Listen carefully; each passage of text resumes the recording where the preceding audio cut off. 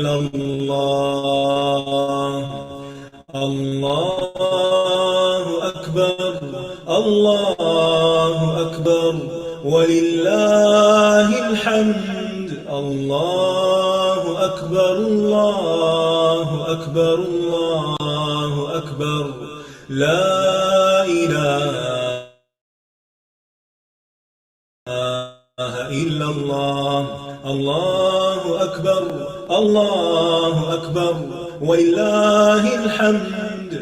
الله أكبر، الله أكبر، الله أكبر، لا إله إلا الله. الله أكبر، الله أكبر، ولله الحمد. الله أكبر، الله أكبر، الله أكبر، لا إله إلا الله. الله أكبر، الله أكبر، ولله الحمد. الله أكبر، الله أكبر، الله أكبر، لا إله إلا الله. الله أكبر، الله أكبر، ولله الحمد. الله أكبر، الله أكبر، الله أكبر، لا إله إلا الله. الله أكبر، الله أكبر، ولله الحمد.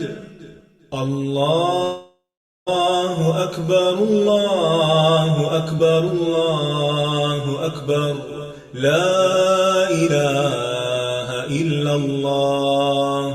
الله أكبر، الله أكبر، ولله الحمد.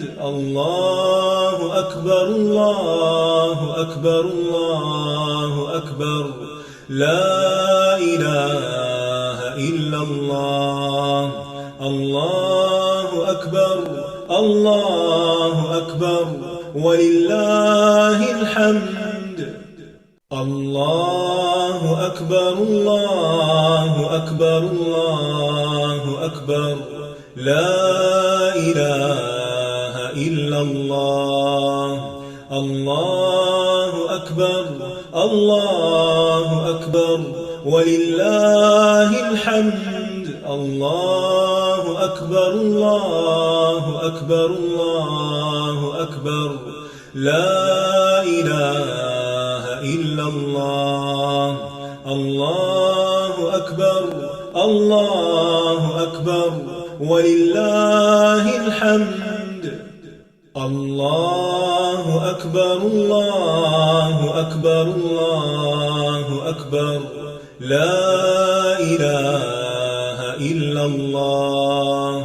الله أكبر، الله أكبر، ولله الحمد. الله أكبر، الله أكبر، الله أكبر، لا إله إلا الله. الله أكبر، الله أكبر، ولله الحمد.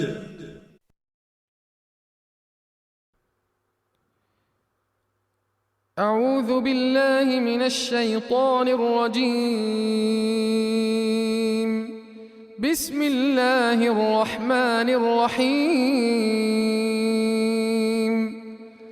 الحمد لله رب العالمين،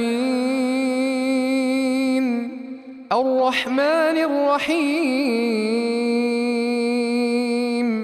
مالك يوم الدين. إياك نعبد وإياك نستعين. اهدنا الصراط المستقيم،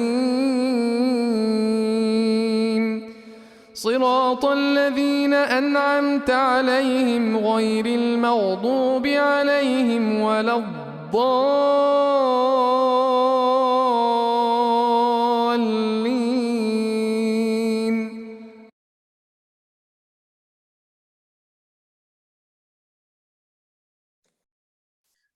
نحمده ونصلي على رسوله الكريم أما بعد فأعوذ بالله من الشيطان الرجيم بسم الله الرحمن الرحيم رب اشرح لي صدري ويسر لي أمري واحلل عقدة من لساني يفقه قولي ورب زدني علما اللهم فقهنا في الدين اللهم اجعل عملي كله صالحا واجعله لوجهك خالصا ولا تجعل لأحد فيه شيئا.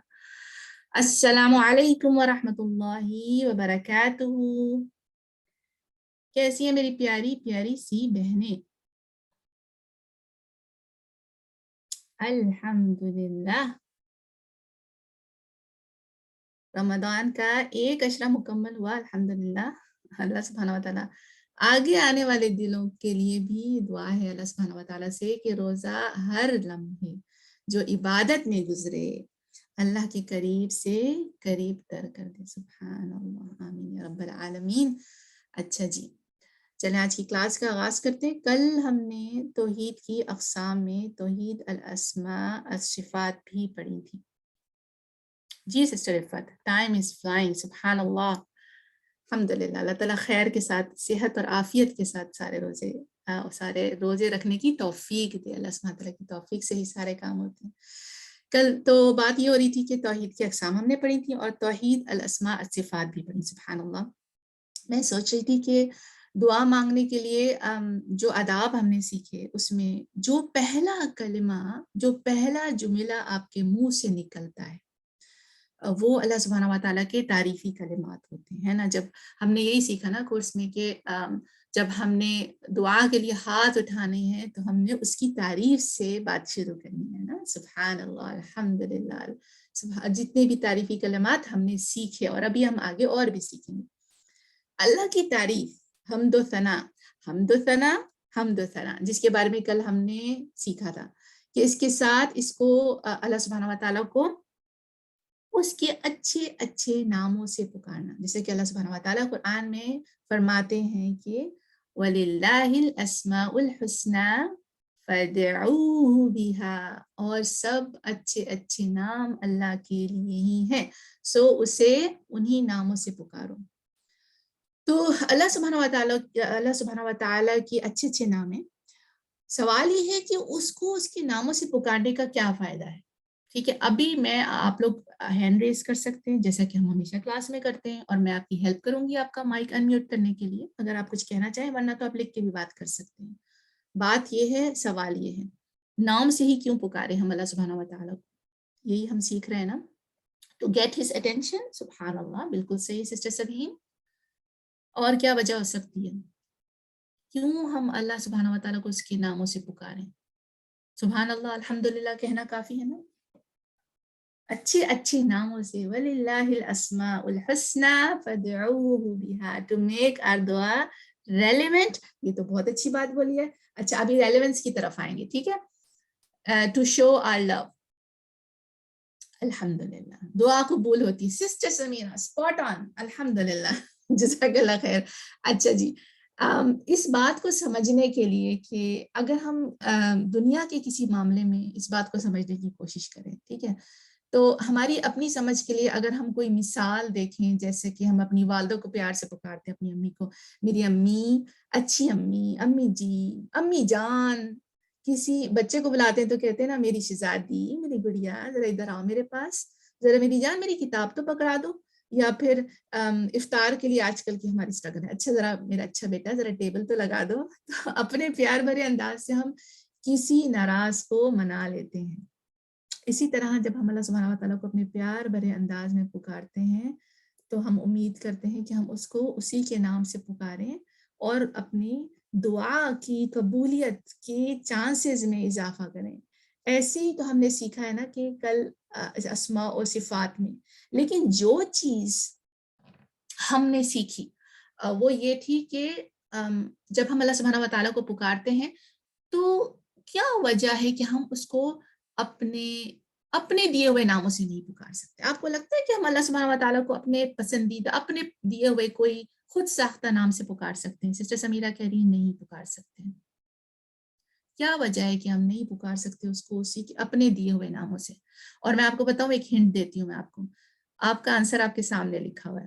چلیں اب بتائیے کہ ہم اللہ سبحانہ تعالیٰ کو خود ساختہ ناموں سے کیوں نہیں پکار سکتے؟ اس کی شان کے مطابق نہیں ہوگا. یہ تو بہت پیاری بات بولی آپ نے sister سبین. He told us already in our book. جزاک اللہ خیر سسٹر رفت. اللہ سبحانہ و تعالیٰ کا حکم ہے وَلِلَّهِ الْأَسْمَاءُ الْحُسْنَى فَادْعُوهُ بِهَا. ایک اور آیت جو ہے نا سسٹر سبین بہت ہی خوبصورت ہے سورہ البقرہ کی، اس میں اللہ سبحانہ و تعالیٰ فرماتے ہیں وَاذْكُرُوهُ كَمَا هَدَاكُمْ. اس کو ایسے یاد کرو جیسے میں نے تمہیں سکھا دیا. سبحان اللہ. تو اس کو ویسے ہی یاد کرنا ہے جیسے اس نے ہمیں سکھایا. کیوں؟ کیونکہ اس نے ہمیں حکم دیا سمعنا وأطعنا. تو استادہ نے کچھ ایسے نام بتائے تھے اس میں اعظم جن سے ہم اللہ سبحانہ و تعالیٰ کو پکاریں تو اللہ تعالیٰ ضرور جواب دیتا ہے. کوئی یاد ہے کون کون سے نام تھے؟ کون سے ایسے نام تھے؟ الحی، ماشاء اللہ، الحی القیوم، یا ذا الجلال والاکرام، یا حی یا قیوم، یا بدیع السماوات والارض، اور آج بھی ہم اور سیکھیں گے انشاءاللہ. لیکن کیا ہوتا ہے کہ پھر بھی دعا قبول نہیں ہوتی، یا پھر دیر ہو جاتی ہے قبول ہونے میں، یا پھر کبھی کبھی گاڑی چلاتے ہوئے آپ اللہ سے دعا کرتے ہیں اللہ سبحانہ آج نا دروازے کے قریب اگر پارکنگ مل جائے نا تو مزہ آ جائے گا. سبحان اللہ. سسٹر فاطمہ کہہ رہی ہیں also Allah will tell us what are Asma الحسنى. We cannot define what is good as for everyone definition of good is different. بالکل صحیح بات بولی ہے سسٹر فاطمہ آپ نے.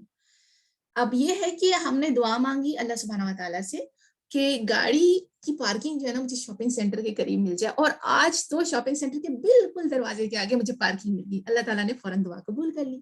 مگر کبھی کبھی ایسا ہوتا ہے کہ دعا فوراً قبول نہیں ہوتی. کیا وجہ ہے؟ آج تک کے لیسنز میں ہم نے کیا سیکھا کہ کیا وجہ ہے کہ کبھی کبھی دیر سویر ہوتی ہے دعا میں، کبھی جلدی ہو جاتی ہے، کبھی ہوتی ہی نہیں ہے. ایسا کیوں ہوتا ہے؟ کیا وجہ ہے؟ ٹیسٹ ہوتا ہے. اچھا جی. It's good for us, for your good. حکمت and it is always خیر. Sister Amina you got my point. اچھا اب سوال یہ ہے، چلیں تھوڑا سا اس کو دیکھتے ہیں. یہ بہت انٹرسٹنگ بات ہے. قصص الانبیاء سے ہمیں یہ پتا چلتا ہے کہ 2 لوگوں کے بچے کھو گئے تھے. اب آپ مجھے بتائیے 2 لوگوں کے، چلے میں ایک بتاتی ہوں آپ کو. موسیٰ علیہ السلام جو تھے وہ اپنی والدہ سے بچھڑ گئے تھے، ٹھیک ہے. دوسرا کون سا بچہ تھا جو کھو گیا تھا، جو کہ ایک نبی کا تھا؟ یوسف علیہ السلام. بالکل بالکل صحیح بات بولی آپ نے. یوسف علیہ السلام یعقوب علیہ السلام کے بیٹے تھے وہ. تو یعقوب علیہ السلام بیٹے سے ملنے کی دعا مانگتے رہے مگر ان کی دعا بہت عرصے میں قبول ہوئی تھی. کتنے عرصہ لگا تھا ان کو ان کی دعا قبول ہونے میں؟ 40 سال کے لگ بھگ. سبحان اللہ. اور انبیاء تو معصوم ہوتے ہیں. ہم یہ تو نہیں کہہ سکتے کہ جی ہمارے گناہوں کی وجہ سے دعا قبول، ان کے گناہوں کی وجہ سے. ہم ایسے نہیں بول سکتے. کیوں؟ کیونکہ انبیاء تو معصوم ہوتے ہیں. پھر کیا وجہ تھی کہ ان کے اتنا ٹائم لگا؟ دوسری طرف ادھر آئیے موسیٰ کی طرف، کہ موسیٰ جو ہے وہ اپنی والدہ سے بچھڑ گئے. کتنی جلدی وہ اپنی والدہ سے واپس مل گئے تھے، کتنی جلدی وہ اپنی والدہ سے مل گئے تھے. سیم ڈے ودن 24 hours. سبحان اللہ. جب دودھ پلانے والی کی ضرورت پیش آئی اللہ سبحانہ تعالیٰ نے ان کی ماں موسیٰ کے پاس واپس بھیج دی. اب یہ سوچنا کہ میں نیک ہوں، میں گناہگار ہوں اس لیے دعا قبول نہیں ہوتی، نہیں نہیں نہیں، یہ تو اللہ سبحانہ تعالیٰ کی حکمت ہے. اچھا اب میرا کوشچن ادھر آئیے، اسماء اور صفات کی طرف واپس آتے ہیں. اللہ تعالیٰ کی حکمت ہے. اس حکمت میں سے اللہ سبحانہ تعالیٰ کا کون سا نام ہے جو آپ اسماء و صفات سے اس کو پکاریں گے؟ الحکیم. اللہم بارک. That's so right. الحمدللہ. اچھا جی، جب آپ رزق کی دعا مانگتے ہیں اس کو کس نام سے پکاریں گے؟ الرزاق. رازق، وہ تو رازق ہے، اس کا نام کیا ہے؟ الرزاق. اچھا جی، اور بتائیے. اللہ تعالیٰ سے میں رحمت کی دعا چاہتی ہوں تو میں کیا پھر کیا نام سے پکاروں اس کو؟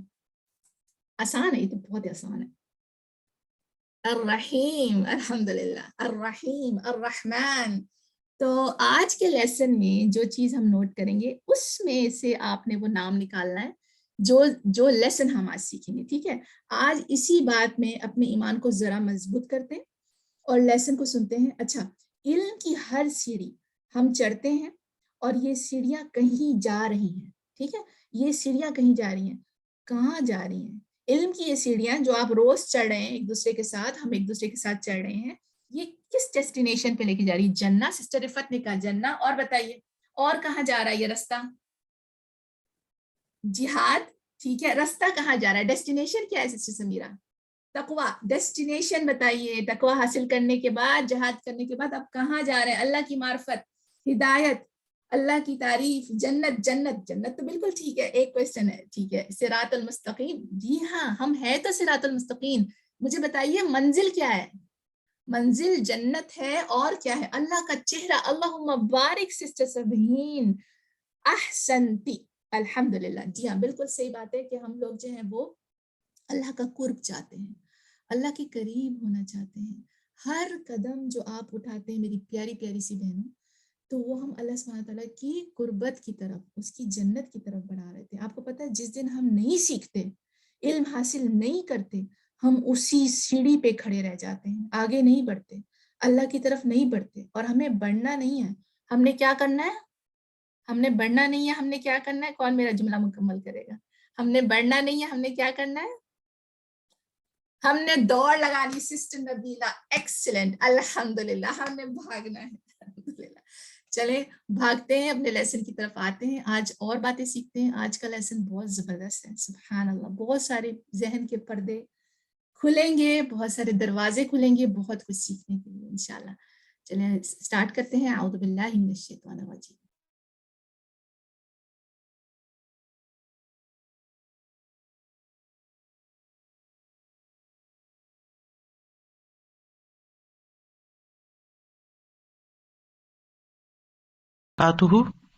نحمده ونصلي على رسوله الكريم اما بعد فاعوذ بالله من الشيطان الرجيم بسم الله الرحمن الرحيم رب اشرح لي صدري ويسر لي امري واحلل عقدة من لساني يفقهوا قولي. وَإِذَا سَأَلَكَ عِبَادِي عَنِّي فَإِنِّي قَرِيبٌ أُجِيبُ دَعْوَةَ الدَّاعِ إِذَا دَعَانِ فَلْيَسْتَجِيبُوا لِي وَلْيُؤْمِنُوا بِي لَعَلَّهُمْ يَرْشُدُونَ.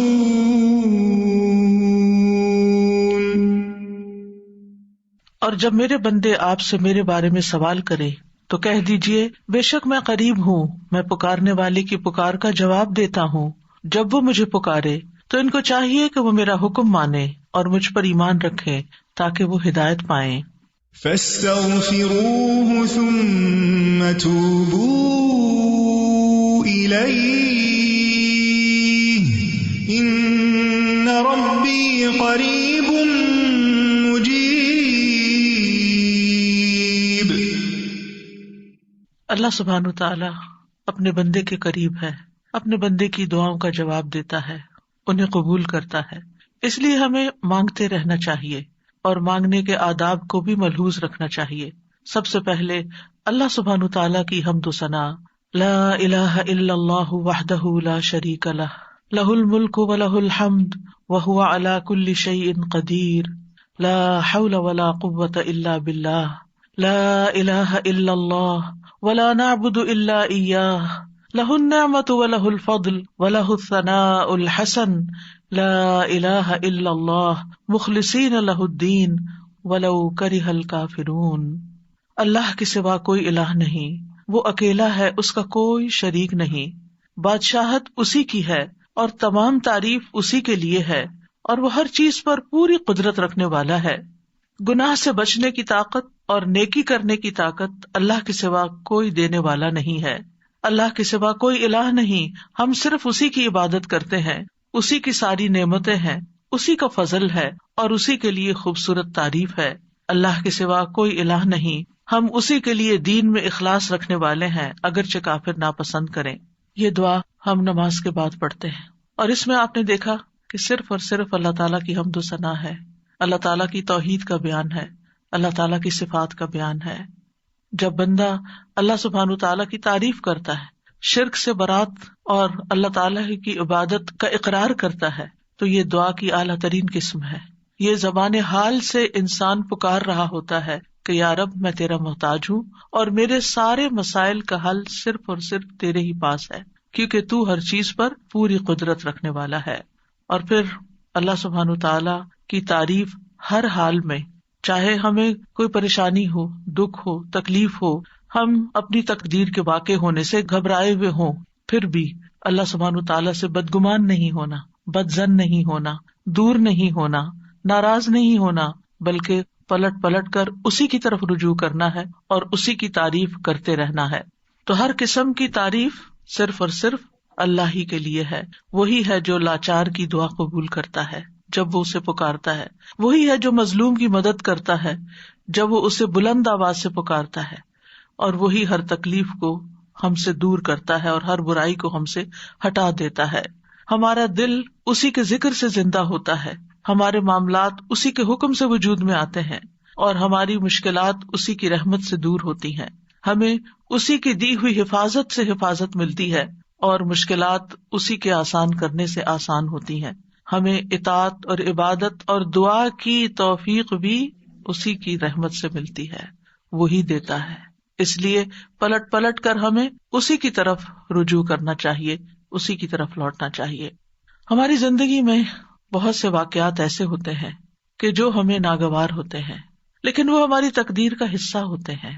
ہمیں سمجھ نہیں آ رہا ہوتا کہ ہمارے ساتھ ایسا کیوں ہو رہا ہے، وہ کیا وجہ ہے کہ یہ حادثہ میری زندگی میں ہو گیا ہے، یہ مشکل میرے ہاں پیش آ گئی ہے. یہ اللہ کی دی ہوئی تقدیر میں سے ہے. ہمیں جو بھی تکلیف آتی ہے، چاہے انڈیویجولی، چاہے خاندان کی سطح پر، اور چاہے اجتماعی طور پر پوری دنیا میں، چاہے وہ ذاتی طور پر کوئی بیماری ہو یا وہ پھر پینڈیمک ہو، ہر تکلیف صرف اللہ کے اذن سے ہی آتی ہے اور وہ تقدیر کا حصہ ہوتی ہے.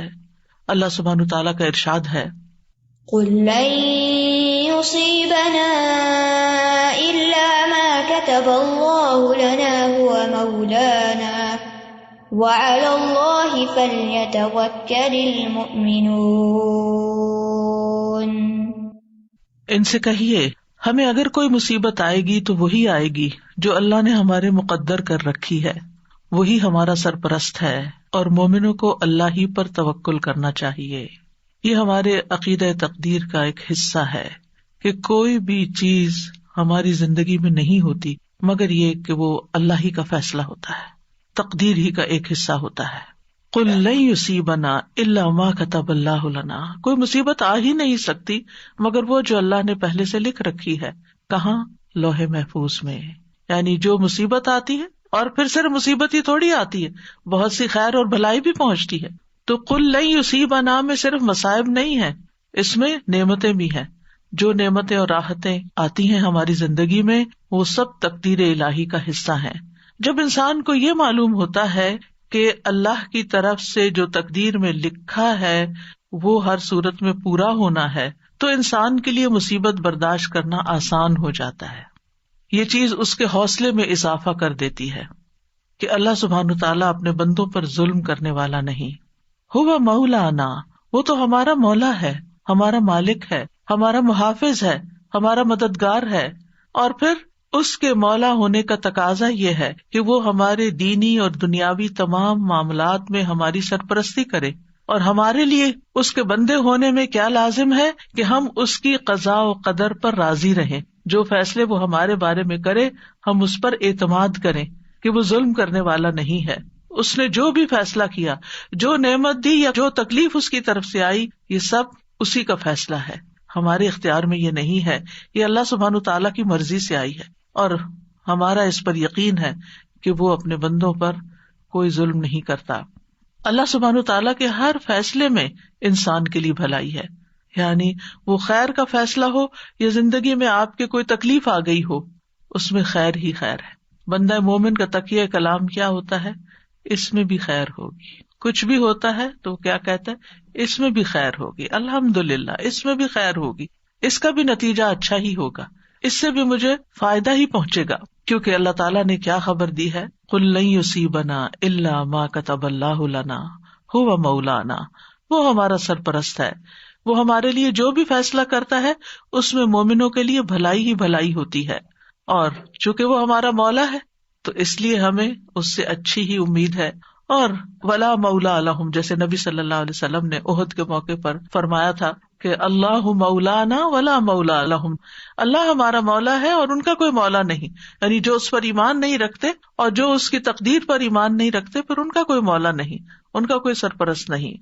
اہل ایمان کو اللہ سبحانہ وتعالی اپنی پناہ میں لے لیتا ہے، اس لیے مومنوں کو کیا کرنا چاہیے، وَعَلَى اللَّهِ فَلْيَتَوَكَّلِ الْمُؤْمِنُونَ، مومنوں کو تو اللہ پر ہی توکل کرنا چاہیے، بھروسہ کرنا چاہیے۔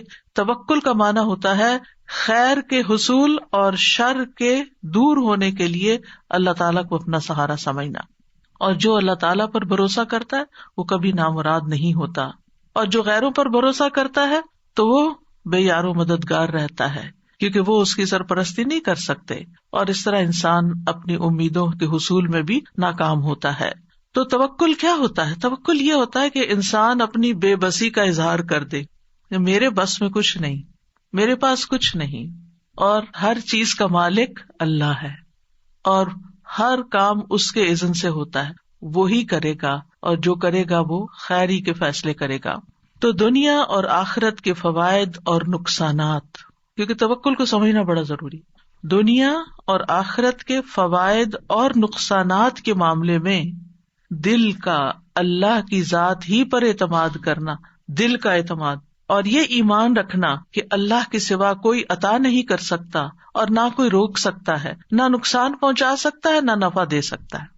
اللہم لا مانع لما اعطیت ولا معطی لما منعت ولا ينفع ذا الجد منک الجد، یعنی کوئی بھی فائدہ ہے یا کوئی بھی نقصان ہے، اپنی زندگی میں آنے والے فوائد اور نقصانات دونوں کی طرف نظر کیجئے۔ اس معاملے میں کوئی بھی نقصان ہوا، کوئی بھی تکلیف آئی، کوئی بیماری آئی، کوئی مشکل آئی، کوئی بری خبر سنی، کوئی بھی چیز، یہ اللہ کا فیصلہ ہے۔ اور پھر دل کا اس بات پر اعتماد ہے، ایمان ہے، یقین ہے کہ اللہ اچھا ہی کرے گا۔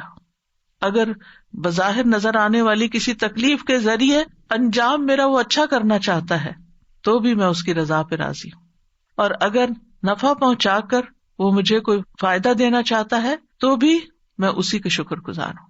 یعنی اپنا ہر معاملہ اللہ تعالیٰ کے سپرد کر دینا، اور اس بات کا یقین رکھنا کہ اگر اس نے میرے لیے خیر لکھی ہے تو کوئی روک ہی نہیں سکتا، اور اگر اس کی طرف سے میرے لیے کوئی آزمائش یا تکلیف راستے میں ہے تو پھر کوئی اور میری مدد کر ہی نہیں سکتا۔ تو جو شخص اللہ پر بھروسہ کرتا ہے اللہ تعالیٰ اس کے ارادوں کے لیے کافی ہو جاتا ہے۔ یعنی ہم زندگی میں مختلف کاموں کے لیے ارادے کرتے ہیں، نیت کرتے ہیں، ہم سوچتے ہیں کہ ہم کوئی سفر کریں گے، یا ہم کوئی کاروبار کریں گے، یا ہم کوئی ڈگری کریں گے، تو ان تمام ارادوں میں انسان کو طرح طرح کے خوف بھی لاحق ہوتے ہیں، خدشات ہوتے ہیں اس کے دل میں۔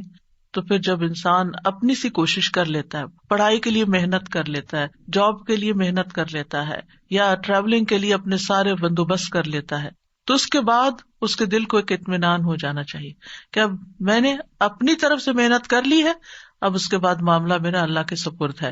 ہوگا یہ سب کچھ اسی وقت جب اللہ چاہے گا، اور جو وہ چاہے گا وہی میرے حق میں خیر کا فیصلہ ہوگا۔ تو جو اللہ پر بھروسہ کرتا ہے تو اللہ تعالیٰ اس کو شر سے بچا لیتا ہے اور مصیبتوں سے نجات دیتا ہے، اور لوگوں کے شر سے بھی محفوظ رکھتا ہے۔ تو ہم سب جانتے ہیں کہ ہمارا اللہ سبحانہ تعالیٰ پر، اس کے رسول پر، اس کے فرشتوں پر، کتابوں پر ایمان کے علاوہ تقدیر پر بھی ایمان ہے، کہ ہماری زندگی میں جو کچھ ہو رہا ہے یہ اللہ کے اذن سے ہو رہا ہے، یہ اللہ کے فیصلے ہیں جو ہم پر نافذ ہوئے ہیں۔ ہماری تخلیق کی ابتدا سے لے کر کہ ہم لڑکی ہوں یا لڑکا ہوں، ہماری کیا شکل و صورت ہو، ہماری آنکھوں کا رنگ کیسا ہو، ہماری ہائٹ کتنی ہو، ہماری عمر کتنی ہو، ہمارا رزق کیا ہو، یہ سب اللہ سبحانہ تعالیٰ نے ڈیسائیڈ کیا ہے، اور وہ چیزیں ہمیں وقت کے ساتھ ساتھ پہنچ رہی ہیں، وہ چیزیں ہماری زندگی میں ہو رہی ہیں۔ اس پر ایمان رکھنا کہ ان چیزوں کا اصل مالک اللہ ہے، یہ ہمارے لیے بہت ضروری ہے۔ تقدیر کے لیے عربی میں 2 لفظ استعمال ہوتے ہیں، ایک ہے قضاء اور ایک ہے قدر۔ قضاء کا لفظی مطلب ہوتا ہے فیصلہ کرنا، جیسے قاضی ہوتا ہے، اور قدر کا مطلب ہوتا ہے اندازہ مقرر کرنا۔ تو قدر وہ تقدیر ہے جو اللہ سبحانہ وتعالیٰ نے اپنی مخلوقات کے معاملے میں اپنے علم کے مطابق مقرر کر دی ہے، اور قضا وہ فیصلہ ہے جو اللہ نے اپنی مخلوقات کے معاملے میں کیا ہے اور اس کو حقیقت واقع میں وجود بخشا ہے، یعنی اس کو وجود بھی دیا ہے۔ تو اس بنا پر قضا اور قدر پر ایمان لانے کا مطلب کیا ہے کہ اللہ سبحانہ وتعالیٰ کے ازلی علم، یعنی جو آئندہ قیامت تک ہونے والا سب اللہ کے علم میں ہے، اور اللہ سبحانہ وتعالیٰ کی جاری ہونے والی مشیت، یعنی وہی ہوتا ہے جو اللہ چاہتا ہے، اور اس کی قدرت پر ایمان لانا۔ اس کی قدرت ہر چیز پر محیط ہے، ہر مخلوق پر محیط ہے۔ تھوڑے سے مشکل الفاظ ہیں، سمپل ورڈز میں یوں کہوں گی کہ جیسے تقدیر کیا ہے، اللہ سبحانہ وتعالیٰ کا وہ علم ہے جو کسی بھی چیز کے وجود میں آنے سے پہلے ہی اللہ کو پتا تھا کہ کیا کیا ہونے والا ہے، اور اگر یہ اللہ کو نہ پتا ہوتا تو وہ پھر ہمارا رب کیسے ہوتا، یعنی اس کو علم ہی نہیں کہ آئندہ ہونے کیا والا ہے۔ تو یہی تو اللہ تعالیٰ کے قدرت کو اور اس کی قوت کو ظاہر کرتا ہے، اس کی طاقت کو ظاہر کرتا ہے کہ اس کے پاس ان سب چیزوں کا پہلے سے ہی علم ہے۔ اور پھر یہ کہ یہ صرف علم کی حد تک نہیں ہے، بلکہ اس کے علم کے مطابق اور اس کا علم جو لکھا ہوا ہے اس کے مطابق یہ فیصلے جاری بھی ہو رہے ہیں۔ ہوتا وہ ہے جو وہ چاہتا ہے، اس کی مشیت کے مطابق سب کچھ جاری ہوتا ہے۔ یاد رکھیے تقدیر پر ایمان لانا ارکان اسلام میں سے ہے۔ قرآن مجید میں آتا ہے انا کل شیء خلقناہ بقدر، یہ دلیل ہے اس کی، ہم نے ہر چیز کو ایک اندازے پر پیدا کیا ہے۔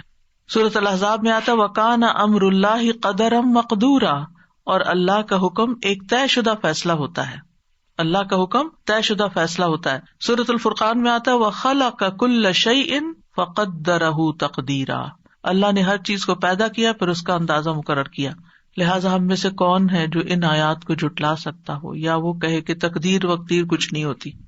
آج کل ایسے لوگ بھی دیکھنے کو ملیں گے کہ جو تقدیر پر ایمان نہیں رکھتے، وہ کہتے تقدیر کچھ نہیں ہوتی، ہوتا وہی ہے جو انسان خود کرتا ہے، آپ کی تقدیر آپ کے اپنے ہاتھ میں۔ ایسا نہیں ہے۔ اللہ سبحانہ وتعالیٰ کیا فرما رہے وَخَلَقَ كُلَّ شَيْءٍ فَقَدَّرَهُ تَقْدِيرًا، اللہ نے ہر چیز پیدا کی پھر اس کی تقدیر مقرر کی۔ تقدیر قدر سے، قدر کا مطلب کیا تھا؟ اندازہ کرنا، یہ کتنی بڑی ہوگی، کتنی چھوٹی ہوگی، کیا اس کی ایج ہوگی، کیا کرے گی، کیا فائدہ دے گی، کیا نقصان دے گی، یہ سب اس کا مقرر کردہ ہے۔ تقدیر پر ایمان کے 4 ارکان ہوتے ہیں، یہ 4 مراتب ہوتے ہیں۔ پہلا مرتبہ اللہ کے علم پر ایمان لانا کہ اللہ تعالیٰ علم رکھتا ہے۔ دوسرا اس بات پر ایمان لانا کہ قیامت تک جو کچھ ہونے والا ہے اس نے لوح محفوظ میں لکھ دیا ہے، یعنی اللہ کا علم یہ لکھا ہوا ہے۔ تیسرا اللہ کی مشیت اور ارادے پر ایمان لانا جو اس کی قدرت کاملہ کے مطابق نافذ ہونے والا ہے، یعنی اللہ سبحانہ وتعالیٰ کا ارادہ ہے اور اس کا ارادہ پورا ہوتا ہے۔ چوتھا اللہ نے ہر مخلوق کو پیدا کیا ہے اور اس تخلیق میں اس کا کوئی شریک نہیں۔ تو ہمارا اس بات پر ٹھوس ایمان ہے کہ اللہ سبحانہ وتعالیٰ اپنے ازلی سے مطلب یہ کہ بگننگ سے علم کی بنا پر ہر چیز کو جانتا ہے، جو کچھ ہو چکی، جو ہو رہی ہے، جو آئندہ ہونے والی ہے، سب کچھ اس کے لیے غیب اور حاضر کیا ہے؟ برابر ہے۔ پھر یہ کہ اللہ کا علم مخلوق کے علم جیسا نہیں، اللہ کے علم نے ہر چیز کو گھیر رکھا ہے۔ وَأَنَّ اللَّهَ قَدْ أَحَاطَ بِكُلِّ شَيْءٍ عِلْمًا، اللہ نے ہر چیز کو علم کے ساتھ گھیرا ہوا ہے، یعنی اللہ تعالیٰ کو اس کی ہر ڈائمینشن، ہر صورت، ہر اس کے نتائج، اثرات، سب کچھ پتا ہے۔ انسان نے تو بہت لیٹلی ڈسکور کیا نا کہ انسان کی زندگی کی بنیادی اکائی جو وہ سیل ہے، اور سیل کس چیز سے بنا ہوا ہے، لیکن اللہ سبحانہ تعالیٰ نے جب بنایا تھا اس سے پہلے اللہ جانتا تھا کہ وہ کیا بنانے والا ہے، تو وہ جانتا ہے سب کچھ۔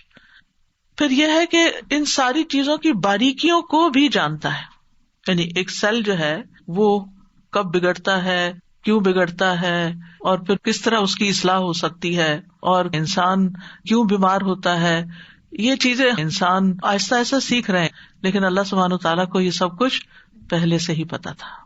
اور پھر یہ کہ وَأَنَّ اللَّهَ عَلَّامُ الْغُیُوبِ، اللہ غیب کے سارے علموں کو خوب خوب جانتا ہے۔ اور دوسری بات کیا کہی میں نے کہ اللہ نے تقدیر کو لوح محفوظ میں لکھ دیا ہے، اللہ کا یہ علم لکھا ہوا ہے، اور انسان ہو، جنات ہو، حیوانات ہو، جمادات ہوں، ستارے ہوں، سیارے ہوں، زمین کی مخلوقات ہوں، آسمانوں کی مخلوقات ہوں، سب کے بارے میں نہ صرف یہ کہ وہ جانتا ہے بلکہ ان سب کی تقدیر اس نے لوح محفوظ میں لکھی ہوئی ہے۔ سورۃ الحج میں آتا ہے الم تعلم ان اللہ یعلم ما فی السماء والارض ان ذلک فی کتاب ان ذلک علی اللہ یسیر. کیا تم جانتے نہیں کہ اللہ وہ سب کچھ جانتا ہے جو آسمانوں میں اور جو زمین میں؟ بلا شبہ یہ سب کچھ ایک کتاب یعنی لوح محفوظ میں درج ہے اور اللہ کے لیے یہ بات بالکل آسان ہے. سورۃ یاسین میں آتا ہے وَكُلَّ شَيْءٍ أَحْصَيْنَاهُ فِي إِمَامٍ مُبِينٍ. یہ آیت تو سب پڑھتے ہیں نا، لیکن غور نہیں کرتے کہ مطلب کیا ہے. اور ہم نے ہر چیز کا ایک واضح کتاب میں ریکارڈ رکھا ہوا ہے، ہر چیز کا ریکارڈ موجود ہے. قیامت تک ہونے والی ہر چیز لکھی ہوئی ہے. اور پھر تقدیر کے تیسرا رکن کی وضاحت کیا ہے؟ اللہ جو چاہتا ہے وہ ہوتا ہے، جو نہیں چاہتا وہ نہیں ہوتا. اب دعا کے ساتھ اس کا کیا ریلیشن ہے؟ یعنی آپ سوچ رہی ہوں گی کہ ہم تو دعائیں سیکھنے کے لیے آئے اور یہ میں عقیدہ تقدیر پڑھانے بیٹھ گئی. کیونکہ جب تک ہماری بنیاد مضبوط نہیں، ہماری دعائیں بھی صحیح نہیں ہوتی، اور پھر ہم دعاؤں کے بارے میں بھی بے یقینی کی کیفیت رکھتے ہیں، اور پھر وہ کبھی مانگتے ہیں کبھی نہیں مانگتے، اور مانگنے میں بھی کوئی لذت نہیں ہوتی. تو بات یہ ہے کہ آپ جو چاہتے ہیں اللہ سے مانگتے ہیں تو قبول اللہ ہی کرے گا. جو وہ چاہتا ہے وہ ہوگا، یعنی وہ نہیں ہوگا جو آپ چاہتے ہیں. اور اگر آپ کی چاہت اور اللہ کی چاہت ایک ہے تو وہ ہو جائے گا. اور اگر آپ کی چاہت کچھ اور ہے اور اللہ کی چاہت کچھ اور ہے تو کس کی چاہت بہتر ہے؟ اللہ کی چاہت. وہ ہم سے زیادہ ہم پر مہربان ہے، وہ ہم سے زیادہ ہمارے فائدے جانتا ہے. ہم صرف وقتی طور پر بہت شارٹ سائٹڈ ہے، تھوڑا سا اپنا فیوچر جانتے ہیں، وہ ہمارا لانگ ٹرم فیوچر جانتا ہے. اس کو پتا ہے کہ کون سی چیز اس وقت بندے کو دینی ہے اور کون سی چیز نہیں دینی. کون سی چیز آج اگر اس کو دے دی تو دنیا میں تو یہ خوش ہو جائے گا، لیکن اس کی آخرت برباد ہو جائے گی. اور اللہ ہم پر مہربان ہے، وہ قطعاً نہیں چاہتا کہ ہمیں ایک چھوٹی سی تھوڑی سی دیر کے لیے ایک دنیاوی فائدہ دے کے، ایک لذت دے کے، اور ہمیشہ کی زندگی ہماری مشکل میں ڈال دے. تو وہ ہم سے روک دیتا ہے، نہیں اس کو یہ نہیں دینا، کیونکہ یہ اس کے لیے بظاہر فائدے کی چیز ہے لیکن حقیقت میں اس کے لیے نقصان دہ. ہم اپنا نفع نقصان نہیں سمجھتے، اللہ سبحانہ وتعالیٰ خوب جانتا ہے. وہ جانتا ہے کہ ہمیں کیا ملنا چاہیے کیا نہیں ملنا چاہیے. اس لیے ہم دعا کرتے رہتے ہیں. اور آپ دیکھیے پہلے بھی میں نے اس بات کا ذکر کیا تھا کہ اگر وہ نہ بھی ملے جو ایک چیز ہم مانگ رہے ہیں اور جس کے لیے روز دعا کرتے ہیں، صبح شام ہر وقت ہمارے دل میں غم لگا ہوا، وہی مانگتے رہتے ہیں، اگر وہ چیز نہیں بھی ملتی تو کیا کچھ بھی نہیں ملتا؟ آپ مسلسل عبادت کی حالت میں ہیں. جب تک آپ دعا کی حالت میں، آپ عبادت کی حالت میں، آپ کو عبادت کا اجر مل رہا ہے. اگر یہ مشکل آپ کی زندگی میں نہ ہو تو کیا آپ دعا کریں؟ کیا اللہ کو یاد کریں؟ کیا آپ کا اتنا اجر اکٹھا ہو؟ کیا آپ اتنی دیر عبادت کی حالت میں رہیں؟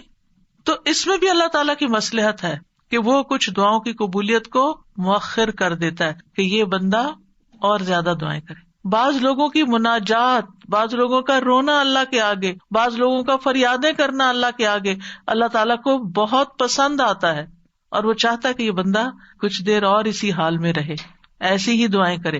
کیونکہ جب ہر چیز ملی بھی ہوتی ہے نا تو بس ایک روٹین کی نماز ہوتی ہے، روٹین کی دعائیں ہوتی ہیں جس میں کوئی دل نہیں لگا ہوتا ہمارا.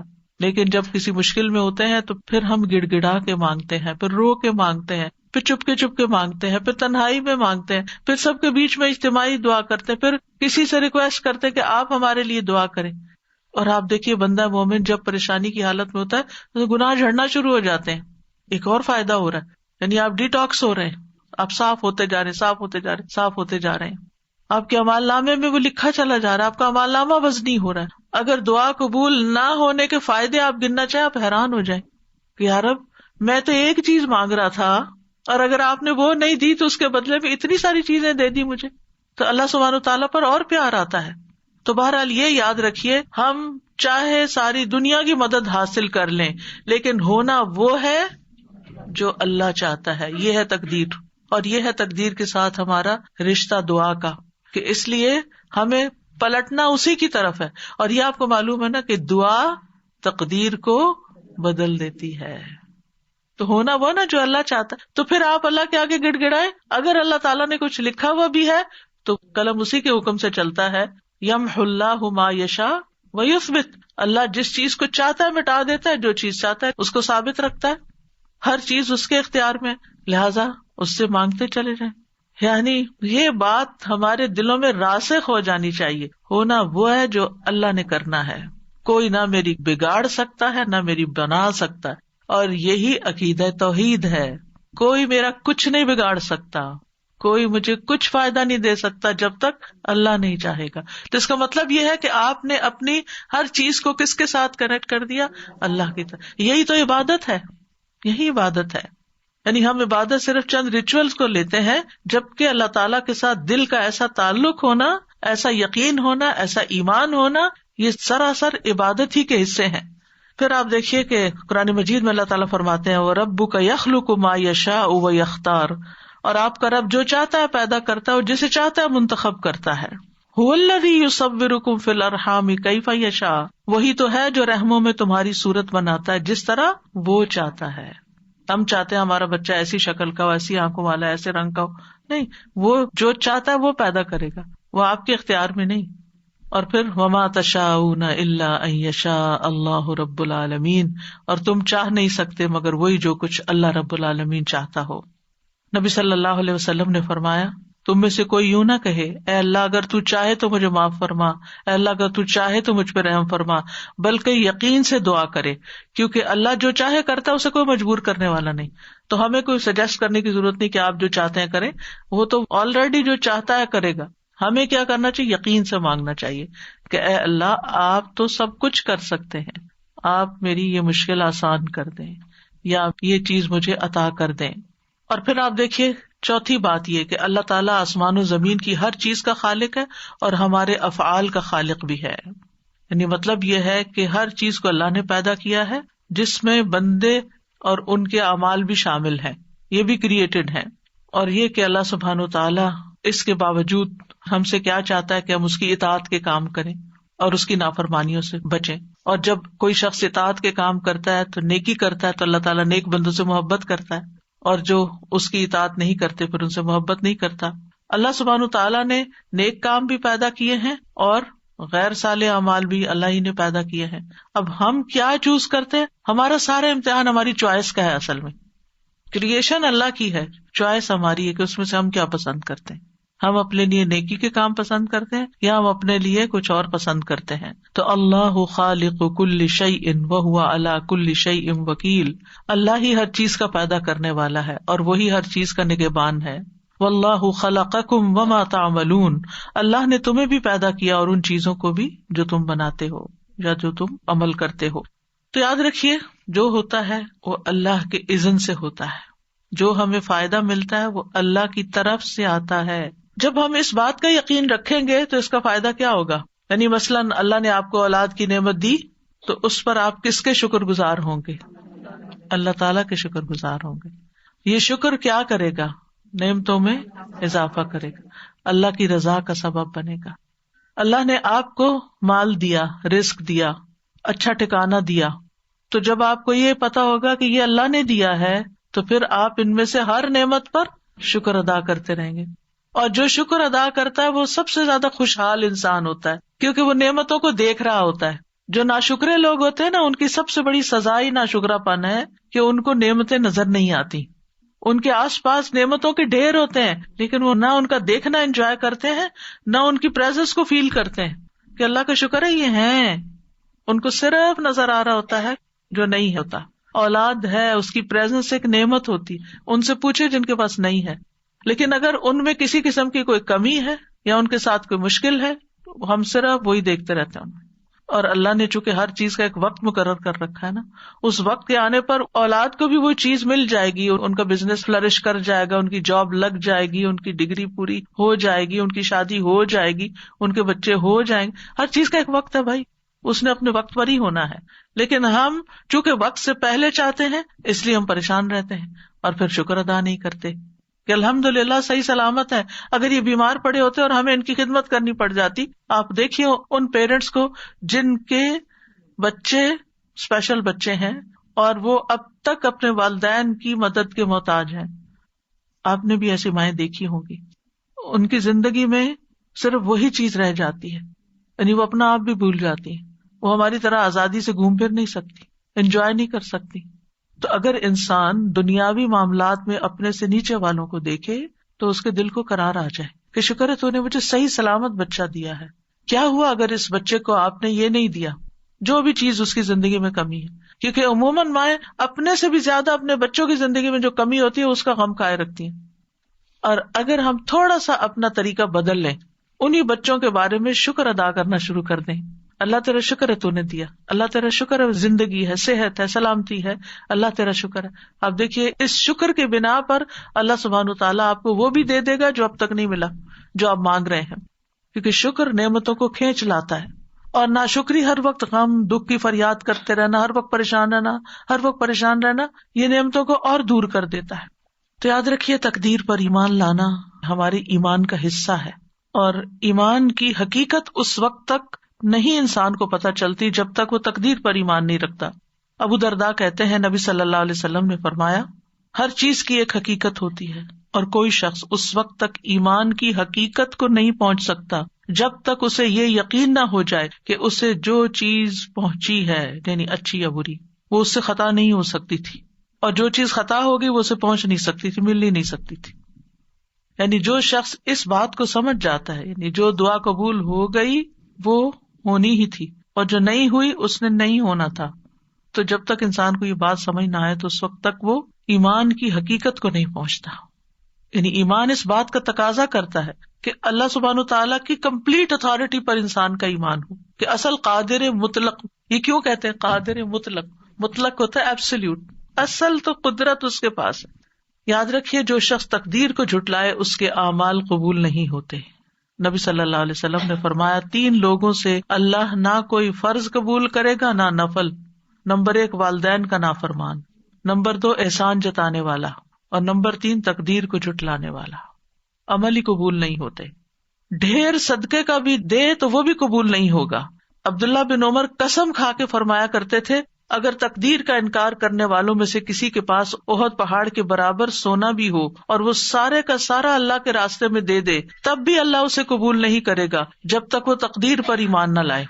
تو کتنا ضروری ہے اس عقیدے کو ذہن میں رکھنا، اس پر ایمان لانا اور اس کو ریفریش کرنا. رمضان اصل میں موقع ہے ہم اپنے بنیادی عقائد کو ریفریش کریں، ہم دین کی بنیادی تعلیمات کو ریفریش کریں تاکہ ہم آگے سال کا جو باقی حصہ ہے وہ بہترین مسلمان کے طور پر گزار سکیں.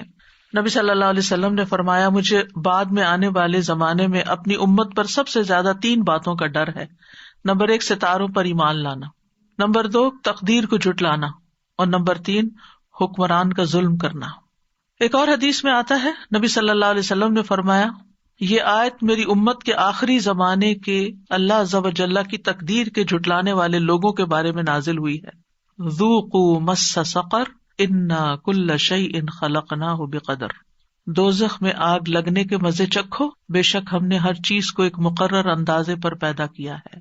یعنی میری امت کے آخری حصے میں جو لوگ تقدیر پر ایمان نہیں لائیں گے یہ ان کا انجام اس آیت میں بیان ہوا ہے. آپ کو معلوم ہے نا کہ قرآن کی سب سے پہلی تفسیر خود نبی صلی اللہ علیہ وسلم نے کی کہ کس آیت کا مطلب کیا ہے.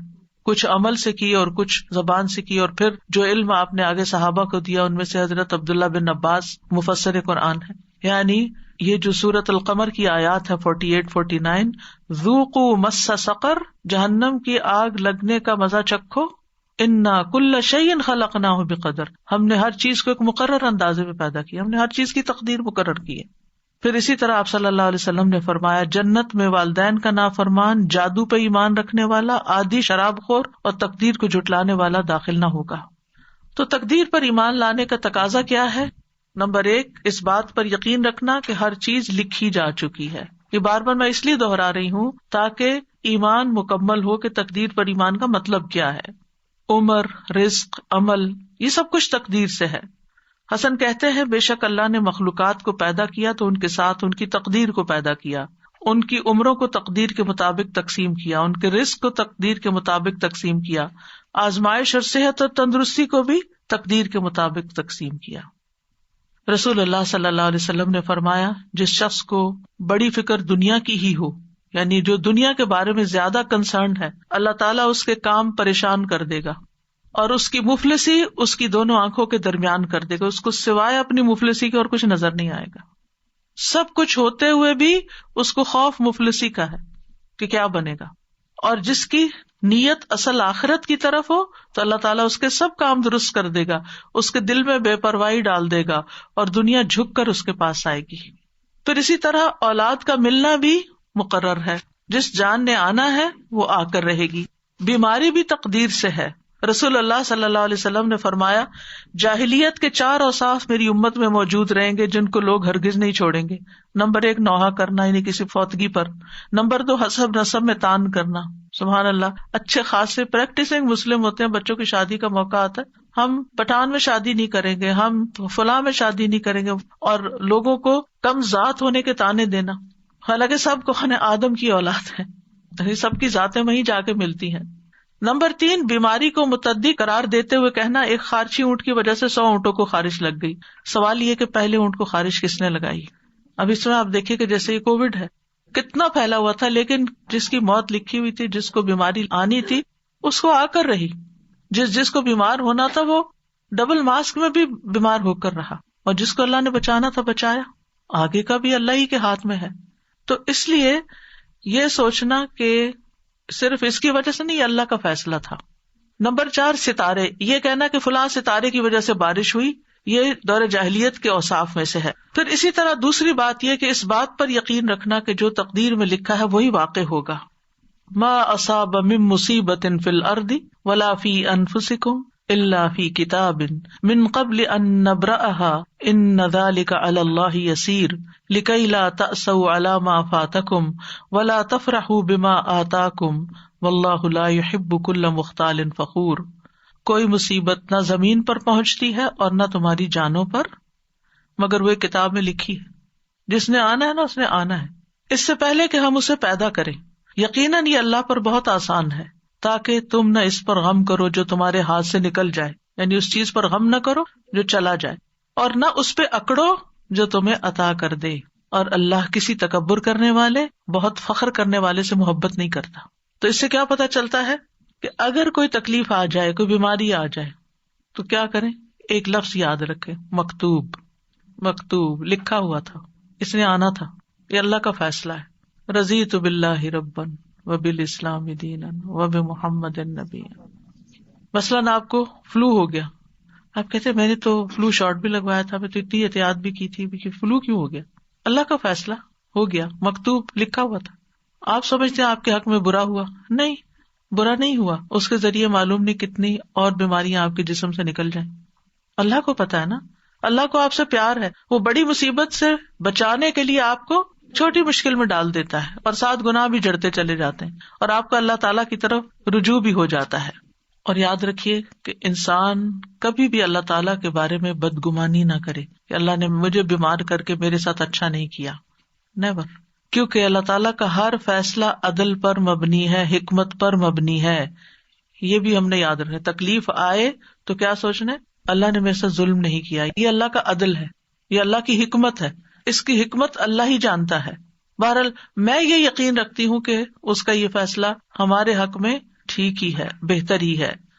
ابن دلمی کہتے ہیں میں ابی ابن کعب کے پاس حاضر ہوا اور ان سے کہا میرے دل میں تقدیر سے متعلق کچھ شکوک و شبہات پیدا ہو گئے ہیں، آپ اس بارے میں مجھے بتائیں، شاید اللہ تعالیٰ میرے دل سے ان شبہات کو نکال دے. ابی رضی اللہ عنہ نے فرمایا اگر اللہ آسمان والوں اور زمین والوں کو عذاب دینا چاہے تو دے سکتا ہے، اور وہ ان پہ ظلم کرنے والا نہیں ہوگا. اور اگر وہ ان پر رحم فرمائے تو اس کی رحمت ان کے لیے ان کے اعمال سے بہتر ہے. اور اگر تم احد پہاڑ برابر سونا بھی خرچ کر دو تو جب تک تم تقدیر پر ایمان نہ لاؤ گے اللہ تعالیٰ اس کو قبول نہیں کرے گا. اور جب تک تم یہ نہ جان لو کہ تمہیں جو کچھ پہنچا ہے وہ تم سے خطا ہونے والا نہیں تھا، اور جو تمہیں نہیں پہنچا وہ تمہیں ہرگز ملنے والا نہیں تھا، اور اگر اس سے اعتقاد کے بغیر تم مر گئے تو جہنم میں جاؤ گے. ابن دلمی کہتے ہیں پھر میں عبداللہ بن مسعود کے پاس آیا، انہوں نے بھی یہی بات کہی جو ابی رضی اللہ عنہ نے کہی تھی. کہتے ہیں اس کے بعد پھر میں حذیفہ بن یمان کے پاس گیا اور انہوں نے بھی وہی بات کہی جو پہلے 2 نے کہی تھی.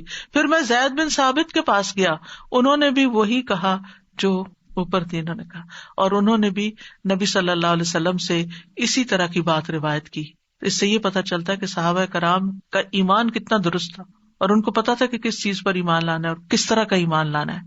آج آپ دیکھیں کہ ہم سے اگر کوئی پوچھے تو کیا ہم یہ بات بتا سکتے ہیں، یہ جو سارے صحابہ نے کہی تھی؟ ہمیں تو پتہ بھی نہیں کہ ایسے بھی کہنا ہوتا ہے. تو یہ ہے تقدیر. کہ اللہ کے فیصلے ظلم پر مبنی نہیں ہیں، اور اللہ کی رحمت ہمارے اعمال سے بہتر ہے، اور کوئی نیک عمل قبول نہیں ہے اگر ہم تقدیر پر ایمان نہیں رکھتے، اور جو ہمیں پہنچنے والا ہے وہ خطا نہیں ہو سکتا، اور جو خطا ہو گیا وہ آنا ہی نہیں تھا۔ اس بات پر یقین رکھے کہ اللہ کا ہر فیصلہ حکمت پر مبنی ہے، عدل پر مبنی ہے، اللہ تعالیٰ ظالم نہیں۔ بظاہر نظر آنے والا شر بھی اپنے اندر طرح طرح کی خیر رکھتا ہے۔ اگر آپ سورۃ الکہف پڑھیں تو اس میں خضر علیہ السلام نے جس بچے کو مار دیا تھا تو اس کے بارے میں کیا آتا ہے، وَأَمَّا الْغُلَامُ فَكَانَ أَبَوَاهُ مُؤْمِنَيْنِ، اس لڑکے کے والدین مومن تھے، فَخَشِينَا أَن يُرْهِقَهُمَا طُغْيَانًا وَكُفْرًا، ہمیں اندیشہ ہوا کہ یہ لڑکا اپنی سرکشی اور کفر کی وجہ سے ان پہ کوئی مصیبت نہ لا کھڑی کرے، فَأَرَدْنَا أَن يُبْدِلَهُمَا رَبُّهُمَا خَيْرًا مِّنْهُ زَكَاةً وَأَقْرَبَ رُحْمًا، لہٰذا ہم نے چاہا کہ ان کا پروردگار اس لڑکے کے بدلے انہیں اس سے بہتر اولاد عطا کرے جو پاکیزہ اخلاق والی اور قرابت کا بہت خیال رکھنے والی ہو۔ تو روایات میں آتا ہے کہ اللہ تعالیٰ نے اس کے بدلے ان کو بیٹی عطا کی تھی۔ اب کسی کا بیٹا فوت ہو جائے اور بیٹی پیدا ہو جائے تو بظاہر وہ کیا سمجھے گا کہ میرے ساتھ تو بڑی زیادتی ہو گئی، لیکن یہاں پر بیٹی کا پیدا ہونا یعنی سرکش بیٹے کے بدلے میں اللہ نے ان کو نیک بیٹی عطا کی جو پاکیزہ اخلاق والی اور قرابت کا بہت خیال رکھنے والی۔ اور یہ تو ہم نے دیکھا ہے نا کہ جس طرح بیٹیاں ماں باپ کا خیال رکھنے والی ہوتی ہیں اور کیئر کرنے والی ہوتی ہیں عمومی طور پر، اللہ ماشاء اللہ عمومی طور پر بیٹے ایسے نہیں ہوتے۔ پھر مریم کو بیٹا دینے کی بجائے اللہ نے بیٹی سے نوازا جن سے عیسیٰ علیہ السلام پیدا ہوئے، کتنی بڑی سعادت تھی ان کی۔ تو مومن کے ہر حال میں خیر ہوتی ہے، اللہ کے ہر فیصلے میں خیر ہے۔ حدیث میں آتا ہے مومن کا معاملہ بھی عجیب ہے، اس کے لیے ہر بات میں بھلائی ہے، اور یہ مومن کے سوا کسی کے لیے نہیں۔ اگر اس پہ خوشحالی آتی ہے وہ شکر ادا کرتا ہے تو اس کے لیے بہتر ہے، اگر کبھی مشکل آتی ہے وہ صبر کرتا ہے تو اس کے لیے وہ بہتر ہے، اور شکر کرنا بھی بہت فائدے کی چیز ہے۔ الطاعم الشاکر کالصائم الصابر، یعنی جو کھا پی کے شکر ادا کرتا ہے وہ روزہ رکھ کے صبر کرنے والے کی طرح، اس کا بھی اجر ہے اس کا بھی اجر۔ تو جس حال میں اللہ رکھے اس کے مطابق اگر آپ ریئیکٹ کرتے ہیں تو آپ کے لیے اجر ہی اجر ہے۔ پھر آپ دیکھیے کہ ایک ہم عادت سیکھنے کے ہر چیز میں خیر دیکھیں اور خیر کے پہلو پر نظر رکھیں۔ نبی صلی اللہ علیہ وسلم نے فرمایا ابن آدم 2 چیزوں کو ناپسند کرتا ہے، 2 چیزیں اس کو اچھی نہیں لگتی۔ نمبر 1 موت کو، حالانکہ مومن کے لیے موت فتنوں سے بہتر ہے۔ نمبر 2 مال کی قلت کو، مال کم ہو گیا ہے، حالانکہ مال کی قلت حساب کتاب میں کمی کا باعث ہے۔ اگر مال کم ہے تو حساب بھی کم ہے، مال زیادہ تو حساب بھی زیادہ۔ زندگی میں کوئی حادثہ پیش آ جائے تو یہی کہا کریں لا تحسبوہ شرا لکم بل ہوا خیر لکم، تم اسے اپنے لیے برا مت سمجھو بلکہ یہ تمہارے لیے بہتر ہے، نہیں تمہیں پتا کہاں کہاں اس کی وجہ سے بہتری بھی ہو گئی۔ سفیان کہتے ہیں انسان جو ناپسند کرتا ہے وہ اس کے لیے بہتر ہوتا ہے اس سے جس کو وہ پسند کرتا ہے، کیونکہ ناپسندیدہ چیز اسے دعا پر ابھارتی ہے اور جسے وہ پسند کرتا ہے وہ اسے آگ لگاتا ہے، یعنی دنیا کی عیش و عشرت چاہتا ہے اور وہ اس کے لیے بعض اوقات اللہ سے دوری کا باعث بن جاتی ہے۔ بہت دفعہ ایسا بھی ہوتا ہے کہ جب کسی تکلیف کا انجام سامنے آتا ہے لیٹر آن تو وہ ہمیں خوش کر دیتا ہے، اس وقت اللہ کے فیصلوں کی حکمت سمجھ آتی ہے۔ ابن عمر کہا کرتے تھے انسان اللہ سے بھلائی طلب کرتا ہے تو اللہ اس کے لیے کسی چیز کو منتخب کر لیتا ہے، یعنی اس کے لیے کسی تکلیف کو منتخب کر لیتا، مطلب یہ تھا۔ پھر وہ اپنے رب سے ناراض ہو جاتا ہے اور اپنے انجام کا انتظار نہیں کرتا۔ پھر جب انجام سامنے آتا ہے تو پتا چلتا ہے کہ اللہ نے اس کے حق میں بہتری کی کہ اس کو اس مشکل رستے سے گزار کر یہ نعمت دی۔ اللہ ہماری مصلحتوں کو ہم سے زیادہ بہتر جانتا ہے، اس لیے اللہ کے فیصلوں پر اعتماد ہونا چاہیے۔ آپ دیکھیں کہ بچے جب چھوٹے ہوتے ہیں نا تو ماں باپ سے اکثر ناراض رہتے ہیں، ہمیں کیوں اسکول بھیجتے ہیں، ہمیں کیوں ہوم ورک کرنے کو کہتے ہیں، ہمیں کیوں چھٹی نہیں کرنے دیتے، ہمیں کیوں فلاں چیز نہیں لے کے دیتے، ہمیں کیوں زیادہ چاکلیٹ نہیں کھانے دیتے، کیونکہ ان کا بس چلے تو کھانے پینے کی جگہ صرف سویٹس اور کینڈیز ہی کھا لے تو ماں باپ نہیں کھانے دیتے۔ یعنی جتنی بھی چیزیں ہیں آپ دیکھیں کہ بچے آپ سے خوش نہیں ہوں گے، وہ آپ کو اپنا دشمن سمجھیں گے کہ شاید ہم ستیلے ہیں یا انہوں نے کہیں سے اڈاپٹ کیا ہوا ہمیں، جو اتنی سختی ہم پر کرتے ہیں۔ لیکن جب بڑے ہوتے ہیں تو پھر تھینک فل ہوتے ہیں، آپ کا شکریہ کہ آپ نے ہم پر سختی کی، ہمیں پڑھایا لکھایا اور ہمیں یہاں تک پہنچایا۔ بندہ بھی جب تکلیف کی حالت میں ہوتا ہے تو برے برے خیال سوچتا ہے وسوسے، اور پھر جب اس کا انجام دیکھتا ہے تو اس وقت شکر گزار ہوتا ہے کہ اللہ تیرا شکر ہے کہ تو نے فلاں سے بھی بچا لیا، فلاں چیز سے بھی بچا لیا، فلاں اور میرے لیے تو نے یہ رکھ دیا۔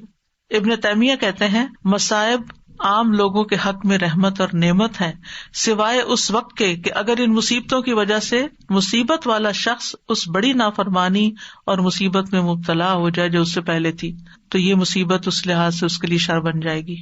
لیکن اگر وہ اس کی وجہ سے اور نیکی کی طرف آ جاتا ہے تو پھر کیا ہوتا ہے، وہ مصیبت اس کے لیے خیر کا باعث بن گئی. چوتھی چیز کیا ہوئی، تقدیر کے فیصلوں پہ اللہ سے راضی رہنا ہے اور ناراض نہیں ہونا، اللہ کو الزام نہیں دینا، اللہ کی تقسیم پہ راضی رہنا ہے. نبی صلی اللہ علیہ وسلم نے فرمایا، اللہ کی تقسیم پر راضی رہو، تم لوگوں میں سب سے بڑے غنی بن جاؤ گے. ہر حال میں اللہ کا شکر ادا کرنا ہے، خوشی ملے تو الحمدللہ، تکلیف آئے تو الحمدللہ ہی علی کل حال.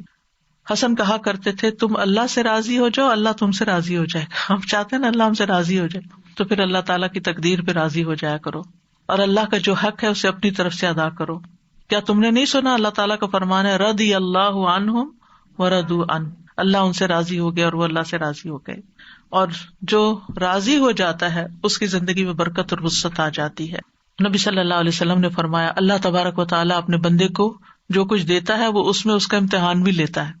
جو شخص اللہ تعالیٰ کی تقسیم پر راضی ہو جائے اللہ اسے برکت اور وسعت دیتا ہے، اور جو راضی نہ ہو اس کو برکت نہیں ملتی. پھر زبان سے بھی رب کی رضا کے کلمات ادا کرنے چاہیے. جیسے نبی صلی اللہ علیہ وسلم کے بیٹے ابراہیم فوت ہو گئے تھے تو آپ نے کیا فرمایا، آنکھیں روتی ہیں، دل غمگین ہے، اور ہم نہیں کہتے مگر وہی جس سے ہمارا رب راضی ہے. زبان سے کوئی ایسی بات نہیں نکلے گی، اے ابراہیم ہم تمہاری جدائی کے سبب غمگین ہیں. اپنے غم کا اظہار کیا لیکن اللہ سے ناراضگی کا اظہار نہیں کیا. پھر آپ دیکھیں کہ اللہ کے فیصلوں کے آگے سر تسلیم خم کر دینا چاہیے. اللہ یہ تیرا فیصلہ ہے، میں نے قبول کر لیا، میں اس پر راضی. وہ کیسے؟ مثلاً آپ کی شادی کسی ایسی جگہ ہو گئی کہ جس میں بعد میں آپ کو کچھ مشکلات پیش ہیں، اور وہ کون سی شادی ہے جس میں مشکلات پیش نہیں آتی؟ یعنی ایڈجسٹمنٹ کا جو بھی پیریڈ ہوتا ہے، اور زندگی بھر کچھ نہ کچھ ایڈجسٹمنٹ ہوتی رہتی. آپ دیکھیں جس طرح ہماری اپنی باڈی ہوتی ہے نا، بچپن میں ایک اور طرح کے ٹرامے سے گزرتی ہے، جب ہم بڑے ہو رہے ہوتے ہیں اس میں آپ دیکھیے کہ وہ باڈی میں جو چینجز آ رہے ہوتے ہیں، جب مثلاً ایک خاتون ہونے کی حیثیت سے جب پیریڈ شروع ہونے کا وقت ہوتا ہے تو جسم کی جو چینجز ہوتی ہیں اس کی وجہ سے ایک تھکاوٹ اور ایک بیماری کی سی کیفیت. پھر آپ دیکھیں کہ جوانی کی اپنی کچھ اور مطالبات ہوتے ہیں، اس کی ضروریات ہوتی ہیں. پھر اس کے بعد یہ ہے کہ جو انسان کو مینوپاز ہوتا ہے، بڑھاپا آتا ہے، ایڈجسٹمنٹ ہوتی رہتی ہے نا سارا وقت. کس طرح کھڑے ہونا، کس طرح بیٹھنا، کس طرح چلنا ہے، کیا کھانا ہے کیا نہیں کرنا. تھرو آؤٹ یور لائف آپ ایڈجسٹمنٹ کر رہے ہوتے ہیں اپنے ساتھ، کھانے پینے کے معاملے میں، ایکسرسائز کے، سونے جاگنے، کام، ہر چیز کے، آرام کے، نیند کے، ہر جگہ. بالکل اسی طرح جو ہماری ازواجی زندگی ہوتی ہے اس میں بھی وقت کے ساتھ ساتھ شادی سے پہلے کے جذبات کچھ اور ہوتے ہیں، پھر شادی ہو جاتی ہے تو ابتدائی دنوں کے جذبات کچھ اور ہوتے ہیں، پھر 2 مہینے کے بعد کچھ اور ہوتے ہیں، پھر 6 مہینے کے بعد کچھ اور ہوتے ہیں، سال گزر جاتا ہے تو کچھ اور ہوتے ہیں، اور پھر جب بچہ پیدا ہو جاتا ہے کچھ اور ہوتے ہیں. پھر بچے جب جوان ہوتے ہیں، کچھ ماں باپ بڑے اچھی زندگی گزارے ہوتے ہیں، جب بچے جوان ہوتے ہیں ان کے فیصلے کرنے میں آپس میں جھگڑ پڑتے ہیں. پھر اس کے بعد ان کے جب بچے پیدا ہوتے ہیں ان کے غم لگا کے بیٹھ جاتے ہیں. تو کہیں نہ کہیں کچھ نہ کچھ ہماری زندگیوں میں یہ چل رہا ہوتا ہے. تو یہ ہماری زندگی کا ایک حصہ ہے. تو یہ اللہ کے فیصلے ہوتے ہیں، ان کے آگے جھک جانا چاہیے، ان کو قبول کر لینا چاہیے. ہمیں نہیں پتا کہ جس چیز کا ہم خوف کرتے ہیں، جس سے ہم ڈرتے ہیں، اسی میں ہمارے لیے کتنی خیر اور بھلائی اللہ نے لکھ دی ہو. یعنی ہمارے توہمات ہوتے ہیں نا کہ کہیں ایسا نہ ہو جائے، کہیں ایسا نہ ہو جائے، پتہ نہیں کیا ہو جائے گا. تو ہر معاملے میں نا، مثلاً بچے جب اسکول ہی جا رہے ہوتے ہیں نا تو اس وقت بھی اس اسکول میں داخل کراتے نا زیادہ اچھا تھا، اس پروگرام میں بھیجتے تو زیادہ اچھا تھا. میرے خیال ہے ہم نے غلطی کی اس کو ڈاکٹر بنا کے، میرا خیال ہے ہم نے غلطی کی یہاں شادی کر کے. یعنی ساری زندگی انسان فیصلے بھی کر لیتا ہے اور پھر ریگریٹس بھی ساتھ ساتھ چل رہی ہوتی ہیں. تو یہ پارٹ آف لائف ہے، لیکن اس میں ہونا وہی ہے جو اللہ نے لکھا ہے. تو اب کیا ہے، جب اللہ نے لکھ دیا ہے نا اور وہ چیز نافذ ہو رہی ہے تو پھر کہیں رضیت باللہ ربا وبالاسلام دینا وبمحمد نبیا. اور اسی معاملے میں پھر ہمیں اللہ پر توکل کرنا پڑتا ہے. توکل انسان کے اندر اعتماد لے آتا ہے، انسان کے اندر اطمینان پیدا کر دیتا ہے. اور کیوں نہ توکل کرے، ہوا مولانا، وہ ہمارا مولا ہے نا، اس نے کام سنوارنے، میرے ہاتھ میں تھوڑی اپنی تقدیر، میرے ہاتھ میں تھوڑی اپنے فیصلے، اس نے کرنے اور اس کا ہر فیصلہ خیر پر مبنی ہے. اور بندہ جیسا گمان کرتا ہے نا اللہ کے بارے میں، اللہ تعالیٰ بھی اس کے ساتھ ویسا ہی معاملہ کرتا ہے. ایک شخص بیمار ہوا، نبی صلی اللہ علیہ وسلم نے اس کو فرمایا لا بأس طہور انشاءاللہ، کوئی بات نہیں، یہ پاک صاف کرنے کا ذریعہ. تو اس نے کہا آپ یہ کہتے ہیں یہ گناہوں کو دھونے والا ہے؟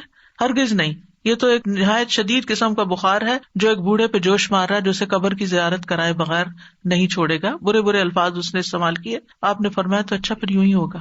یعنی آپ اللہ سے اچھا گمان کریں، اللہ آپ کے لیے اچھا کرے گا. جو چیز آپ کو پنچ کر رہی ہے نا، جو چیز آپ کو پریشان کر رہی ہے، اس کو کہیں یا رب، ایسے اپنے ذہن میں نا اس چیز کو ایک فزیکل فارم دیا کرے، اور پھر اس کو لپیٹ کے کہا کرے اللہ یہ آپ کے حوالے، آپ نے اس کی ٹیک کیئر کرنی ہے، میں نہیں کر سکتی، میرے دل کا یہ خوف دور کر دے، تو اس کی حفاظت کرنے والا، تو اس کی زیادہ کیئر کرنے والا ہے، تو نے اس کو پیدا کیا ہے. جیسے بچے ہیں، موسیٰ نے کیا کیا تھا، یعنی کتنی بڑی مثال ہے، اور کہاں جا کے پلے تھے، اور پھر وہاں کیا مشکل پیش آ گئی، اور پھر کہاں پہنچ گئے، پھر اللہ نے کیا کیا نہیں عطا کیا، کیسا بڑا مقام پہلے 5 اولو العزم رسول میں سے ہے.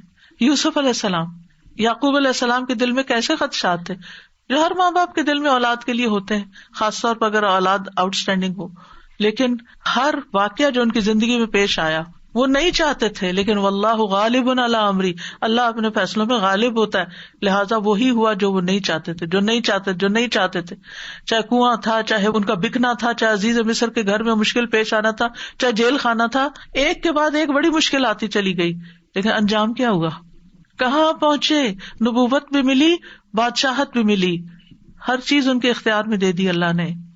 ہمیں نہیں پتا جن چیزوں سے ہم ڈرتے ہیں اور ہم چاہتے ہیں نہ ہو، لیکن واللہ غالب علی امری، وہی ہوتا ہے جو اللہ چاہتا ہے، اور جب وہ ہو جاتا ہے لقد خلقنا الانسان فی کبد، انسان مشکلات میں پیدا کیا. زندگی پھولوں کی سیج نہیں کہ صرف آرام اور راحتیں ہی ملیں گی، مشکلات آئیں گی لیکن اس میں سے خیر بھی نکلے گی. اور مومن کے درجے بعض اوقات اس تکلیف سے زیادہ بڑھتے ہیں بنسبت اس نعمت کے جو اس کے پاس ہوتی ہے.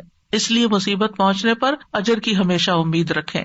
نبی صلی اللہ علیہ وسلم نے فرمایا مسلمان پر کوئی مصیبت، بیماری، رنج و غم یا تکلیف ایسی نہیں آتی یہاں تک کہ کانٹا بھی چبھتا ہے تو اللہ اس کے بدلے اس کے گناہ دور کر دیتا ہے. پھر 5ویں چیز یہ ہے کہ تقدیر کے فیصلوں میں کسی کو الزام نہ دیں کہ تم اس کا سبب ہو. عام طور پہ ہوتا ہے جب کوئی کام خراب ہو جاتا ہے نا، کوئی چیز خرید لیتے ہیں، تم نے کہا تھا یہ والی برانڈ خریدو، تو اب روز اسی کو کوستے چلے جاتے ہیں، حالانکہ بس وہ لکھا ہوا تھا وہی پہنچنا تھا، اب ہو گیا جو ہو گیا. تو ایک دوسرے کے ساتھ اپنے ریلیشن نہیں پھر خراب کرنے چاہیے، اور یقین رکھنا چاہیے کہ نفع نقصان اللہ کے ہاتھ میں ہے. وَإِن يَمْسَسْكَ اللَّهُ بِضُرٍّ فَلَا كَاشِفَ لَهُ إِلَّا هُوَ وَإِن يُرِدْكَ بِخَيْرٍ فَلَا رَادَّ لِفَضْلِهِ يُصِيبُ بِهِ مَن يَشَاءُ مِنْ عِبَادِهِ وَهُوَ الْغَفُورُ الرَّحِيمُ. اگر اللہ تمہیں کوئی تکلیف پہنچائے تو اس کے سوا کوئی دور کرنے والا بھی نہیں، اور اگر وہ تمہارے ساتھ بھلائی کا ارادہ کر لے تو کوئی اس کے فضل کو ہٹانے والا بھی نہیں. وہ اپنے بندوں میں سے جس کو چاہے پہنچا دیتا ہے، یعنی خیر اور فضل، وہی بے حد بخشنے والا، نہایت رحم فرمانے والا ہے. غیر اللہ جو ہے وہ کسی نفع نقصان کے مالک نہیں، چاہے وہ انسان ہو چاہے کوئی اور ہو. اور یہ یاد رکھیے کوئی تکلیف بھی آتی ہے تو اللہ کے اذن سے آتی ہے. ما اصاب من مصیبت الا باذن اللہ ومن یؤمن باللہ یہد قلبہ واللہ بکل شیء علیم. جو مصیبت آتی ہے اللہ کے اذن سے آتی ہے، اور جو اللہ پر اعتماد کرتا ہے، ایمان لے آتا ہے، اللہ اس کے دل کو ہدایت بخش دیتا ہے، اس کا دل کھول دیتا ہے، اس کے دل کو رہنمائی مل جاتی ہے، اس کو خیر نظر آنے لگتی ہے، اور اللہ ہر چیز کو جاننے والا ہے. یاد رکھیے پوری دنیا مل کے نفع پہنچانا چاہے نا انسان کو نہیں پہنچا سکتے، مگر اللہ کا اذن ہو تو کوئی روک بھی نہیں سکتا. اس لیے تکلیفوں کا اگر اندیشہ ہو تو مصائب سے بچنے کے لیے معاملہ اللہ کے حوالے کر دیں. فَسَتَذْكُرُونَ مَا أَقُولُ لَكُمْ وَأُفَوِّضُ أَمْرِي إِلَى اللَّهِ إِنَّ اللَّهَ بَصِيرٌ بِالْعِبَادِ. آل فرعون میں سے ایک رجل مؤمن نے کھل کے فرعون کی مخالفت کی، اس کے فیصلوں کی، اور موسیٰ علیہ السلام کی بھرپور تائید کی. اب اس کے بعد ہونا کیا تھا کہ وہ کوئی اٹھاتا اسے اور قتل کر دیتا. فَوَقَاهُ اللَّهُ سَيِّئَاتِ مَا مَكَرُوا. ان کی چالوں سے اللہ نے اس مرد مومن کو بچا لیا. کیوں؟ کیونکہ اس نے کہا تھا اُفَوِّضُ أَمْرِي إِلَى اللَّهِ. تو اپنے بارے میں بھی، اپنی اولاد کے بارے میں بھی، یا اللہ میں نے آپ کے سپرد کی، آپ ان کی حفاظت کر، جیسے موسیٰ اور یوسف علیہ السلام کی تھی، جیسے آل فرعون کے اس رجل مؤمن کی تھی. مال کی طرف سے ڈر ہے، اولاد کی طرف سے، صحت کی طرف سے، کہیں یہ بیماری، کچھ لوگ یہ ہر وقت وہم لگا کہیں مجھے کینسر نہ ہو جائے، کہیں مجھے فلانا نہ ہو جائے. جو ہونا ہو جائے گا، لیکن آپ اپنے آپ کو بھی اللہ کے سپرد کیا کریں. جو چیز اللہ کے حوالے کر دی جاتی ہے نا، اللہ سبحانہ وتعالیٰ اس کو درست کر دیتا ہے. اور پھر یہ ہے کہ اگر کوئی کام ایسا ہو گیا ہے جو پسند نہیں آیا تو اس کے بارے میں منفی جملے ادا نہ کریں، کیونکہ مصیبت کے وقت عام طور پر ہم بہت نیگیٹو ہو جاتے ہیں اور نیگیٹو باتیں کر کے سارے ماحول کو خراب کر دیتے ہیں. یہ نہیں ہونا چاہیے. یعنی کچھ لوگوں کو اگر مصیبت آتی ہے تو کہتے ہیں مجھے یہ مصیبت آنی تھی، میں نے کیا جرم کیا کہ مجھ پر یہ آزمائش آئے. اکثر ایسے جملے آپ کو سننے میں ملتے ہیں. تو اس طرح کی باتیں اللہ کی نعمتوں کا اور احسان کا انکار ہوتا ہے، اور اللہ کے بارے میں بدگمانی ہوتی ہے اور اعتراض. ہم کون ہیں اللہ پر اعتراض کرنے والے؟ لہٰذا صحابہ جو تھے وہ ایسے جملوں کو سخت ناپسند کرتے تھے. ابن مسعود کہتے ہیں تم میں سے ایک شخص آگ کے انگارے کو مضبوط پکڑ لے یہاں تک کہ وہ بجھ جائے، یہ اس سے بہتر ہے کہ وہ اللہ کی تقدیر کے بارے میں کہے کہ کاش ایسا نہ ہوتا. یہ نہیں کہنا چاہیے کاش ایسا نہ ہوتا، جبکہ مشکل میں کیا بولنا چاہیے؟ قدر اللہ وما شاء فعل، اللہ کی تقدیر، جو اللہ نے چاہا کیا، اللہ کی تقدیر تھی. مکتوب، اور ایسے الفاظ نہ بولے جائیں جو اللہ کو ناراض کر دیں، یا یہ کہیں کہ کاش میں یہاں نہ جاتا تو یہ حادثہ نہ ہوتا. ساتویں چیز یہ کہ تقدیر کو عذر نہیں بنانا چاہیے. ٹھیک ہے، مثلاً اگر کوئی شخص پہاڑ پہ چڑھ کے اپنے آپ کو نیچے گرائے اور چوٹے کھائے تو کہے یہ میری تقدیر میں تھا تو اس لیے میں نے ایسا کیا. نہیں، ہمیں احتیاط اور کوشش اور بچاؤ کرتے رہنا چاہیے. اور اگر ہم کوئی نیک کام نہیں کر سکے تو تقدیر کو ذمہ دار نہیں ٹھہرانا چاہیے. اللہ ہی کو منظور نہیں تھا کہ میں حج کرنے جاتی، اللہ ہی کو منظور نہیں تھی. یہ جملہ نکال دیں اپنی زندگی، اللہ کو منظور نہیں تھا. ٹھیک ہے، لیکن یہ کہ آپ اس طرح کے نیگیٹو وے میں نہ کہیں. تو آپ کیا کہیں؟ انشاءاللہ اللہ چاہے گا تو پھر لے جائے گا، ہم کوشش کرتے رہیں. اور آٹھویں بات یہ کہ تقدیر پر ڈسکشن نہیں کرنی چاہیے، اس پہ گفتگو کی ممانعت ہے. نبی صلی اللہ علیہ وسلم نے فرمایا جب میرے صحابہ کا تذکرہ ہونے لگے تو خاموش ہو رہنا، یعنی ان کی غلطیوں اور ان کی کوتاہیوں پر کوئی بات نہیں کرنا. جب ستاروں کا ذکر ہونے لگے تو خاموش رہنا، علم نجوم پر ڈسکشن نہیں کرنا. جب تقدیر کے مسئلے کا ذکر ہونے لگے تو خاموش رہنا، کیونکہ یہ اللہ کا راز ہے. تقدیر کیا ہے؟ اللہ کا راز ہے. ہمیں نہیں بتایا اس نے کہ وہ کوئی کام کیوں کر رہا ہے، اور ضرورت بھی نہیں اس کو ہمیں بتانے کی. لہٰذا اس پر اپنی طرف سے کوئی فیصلے نہیں کرنے چاہیے اور بحث مباحثے نہیں کرنے چاہیے. ایک دفعہ صحابہ کچھ ایسا ہی کر رہے تھے، تقدیر پر بحث کر رہے تھے، تو رسول اللہ صلی اللہ علیہ وسلم نے دیکھا تو غصے میں آ گئے، حتیٰ کہ آپ کا چہرہ مبارک سرخ ہو گیا، گویا آپ کے چہرے پر انار کے دانوں کا رس نچوڑ دیا گیا ہو. پھر اسی طرح یہ ہے کہ جب کوئی ایمان لاتا ہے تو پھر اللہ سبحانہ وتعالیٰ کے حکم کی تعمیل کرتا ہے. یہ چیز انسان کو شرک اور کفر سے بچا دیتی ہے. پھر شرعی احکام پر اعتراض سے انسان بچ جاتا ہے. تقدیر پر ایمان سے انسان کا ارادہ اور یقین توکل پختہ ہوتا ہے، دل مطمئن ہو جاتا. یاد رکھیے کہ دل کو اطمینان اور چین حاصل نہیں ہو سکتا جب تک تقدیر پر ایمان نہ ہو. اور تقدیر پر راضی رہنے والے کی دنیا بھی جنت بن جاتی ہے کہ وہ تو وہ رہا ہے جو میرا رب چاہتا ہے، اور میرا رب جو چاہتا ہے وہ سب سے بہتر ہوتا ہے، اس لیے مجھے کوئی اعتراض نہیں. اب یہ ہے کہ ہمیں کچھ دعائیں بھی مانگنی چاہیے تاکہ اچھی تقدیر حاصل ہو اور بری تقدیر سے بچ جائیں، جس میں کوئی بھی چیز جو آپ کو بودر کرے کہ میری دعا قبول نہیں ہو رہی، یہ معاملہ بہت مشکل آ گیا ہے، تو کثرت کر دیں حسبی اللہ لا الہ الا ہوا علیہ توکلت وہو رب العرش العظیم.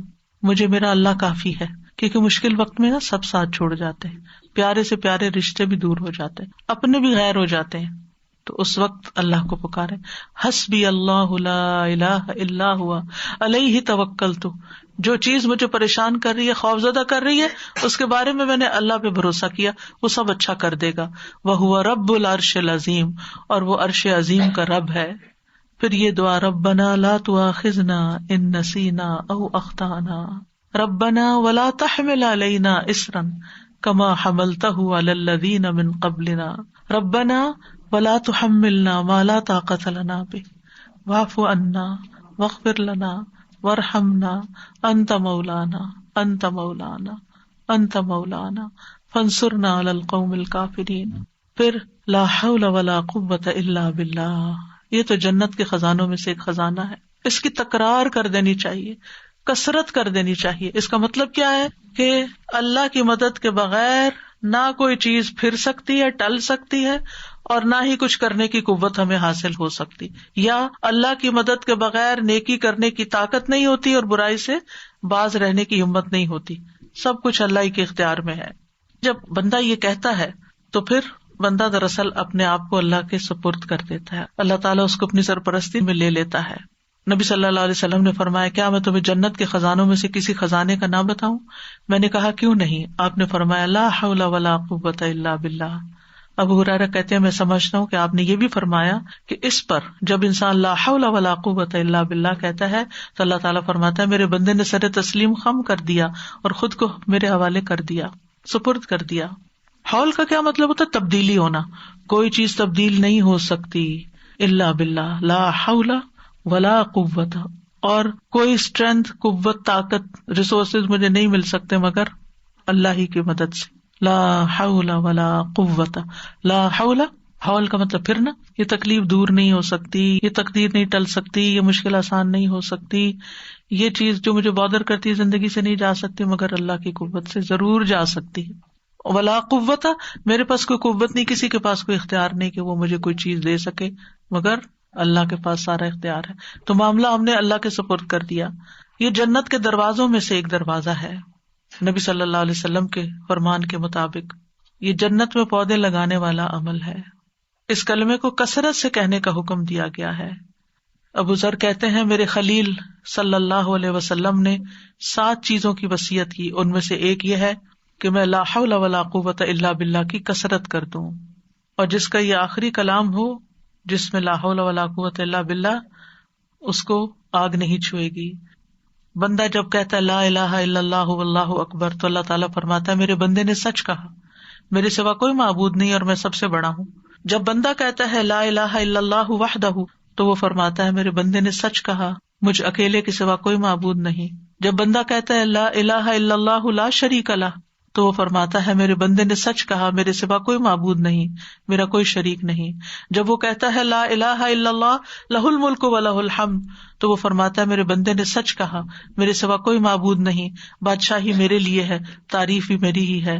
اور جب بندہ کہتا ہے لا الہ الا اللہ ولا حول ولا قوت الا باللہ تو اللہ تعالیٰ فرماتا ہے میرے بندے نے سچ کہا، میرے سوا کوئی معبود نہیں اور میری توفیق کے بغیر کوئی بچاؤ نہیں اور نیکی کی طاقت نہیں.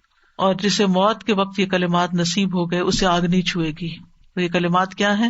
لا الہ الا اللہ واللہ اکبر، لا الہ الا اللہ وحدہ، لا الہ الا اللہ لا شریک لہ، لا الہ الا اللہ لہ الملک و لہ الحمد، لا الہ الا اللہ ولا حول ولا قوت الا باللہ. ایک اور دعا بھی پڑھنی چاہیے بری تقدیر سے بچنے کے لیے، اللہم انی اعوذ بک من جہد البلاء ودرک الشقاء وسوء القضاء وشماتۃ الاعداء. اے اللہ بے شک میں تیری پناہ میں آتا ہوں سخت مصیبت، بدبختی لاحق ہونے سے، بری تقدیر اور دشمنوں کے خوش ہونے سے.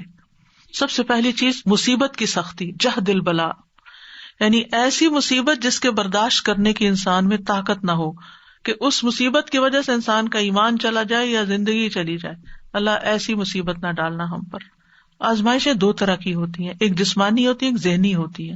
مثلاً بیماریاں ہیں، پیٹ درد ہو گیا، سینے میں درد ہو گیا، سر درد ہو گیا، یہ بھی آزمائش اور مصیبت ہے. کچھ ذہنی ہوتی ہیں، قلبی ہوتی ہیں، کہ جس کی بنا پر انسان کے دل کے اندر پریشانی اور ڈسٹربنس اور ایک ڈپریشن کی کیفیت ہوتی ہے.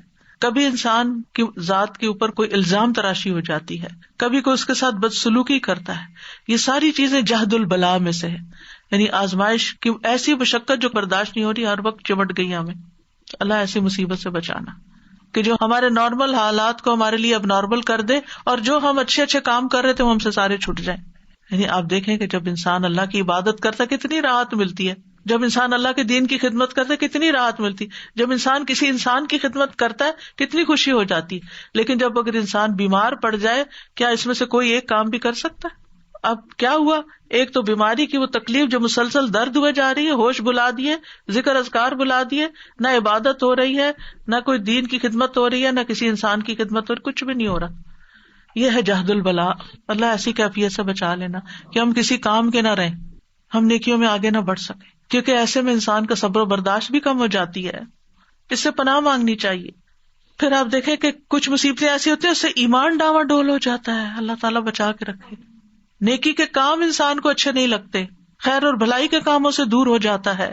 وہ چیزیں انسان کو حق سے پھیر دیتی ہیں، خیر سے پھیر دیتی ہیں. منہ سے ایسے لفظ نکلنے لگتے ہیں، کیا فائدہ ہوا قرآن پڑھ کے پڑھا کے، نعوذ باللہ نعوذ باللہ، کیا فائدہ ہوا دین کی خدمت کر کے، کیا فائدہ ہوا یہ کر کے، سارے عمل برباد کیا، کرایا برباد. اس لیے جہد البلاء سے پناہ مانگے. دوسرا درک الشقاء، ترک کا مطلب ہے تو پانا، کسی چیز کو ملنا، کہیں پہنچ جانا. اور شقا کہتے ہیں وہ چیز جو تباہی تک پہنچا دے، اور یہ سعادت کے برعکس ہوتا ہے.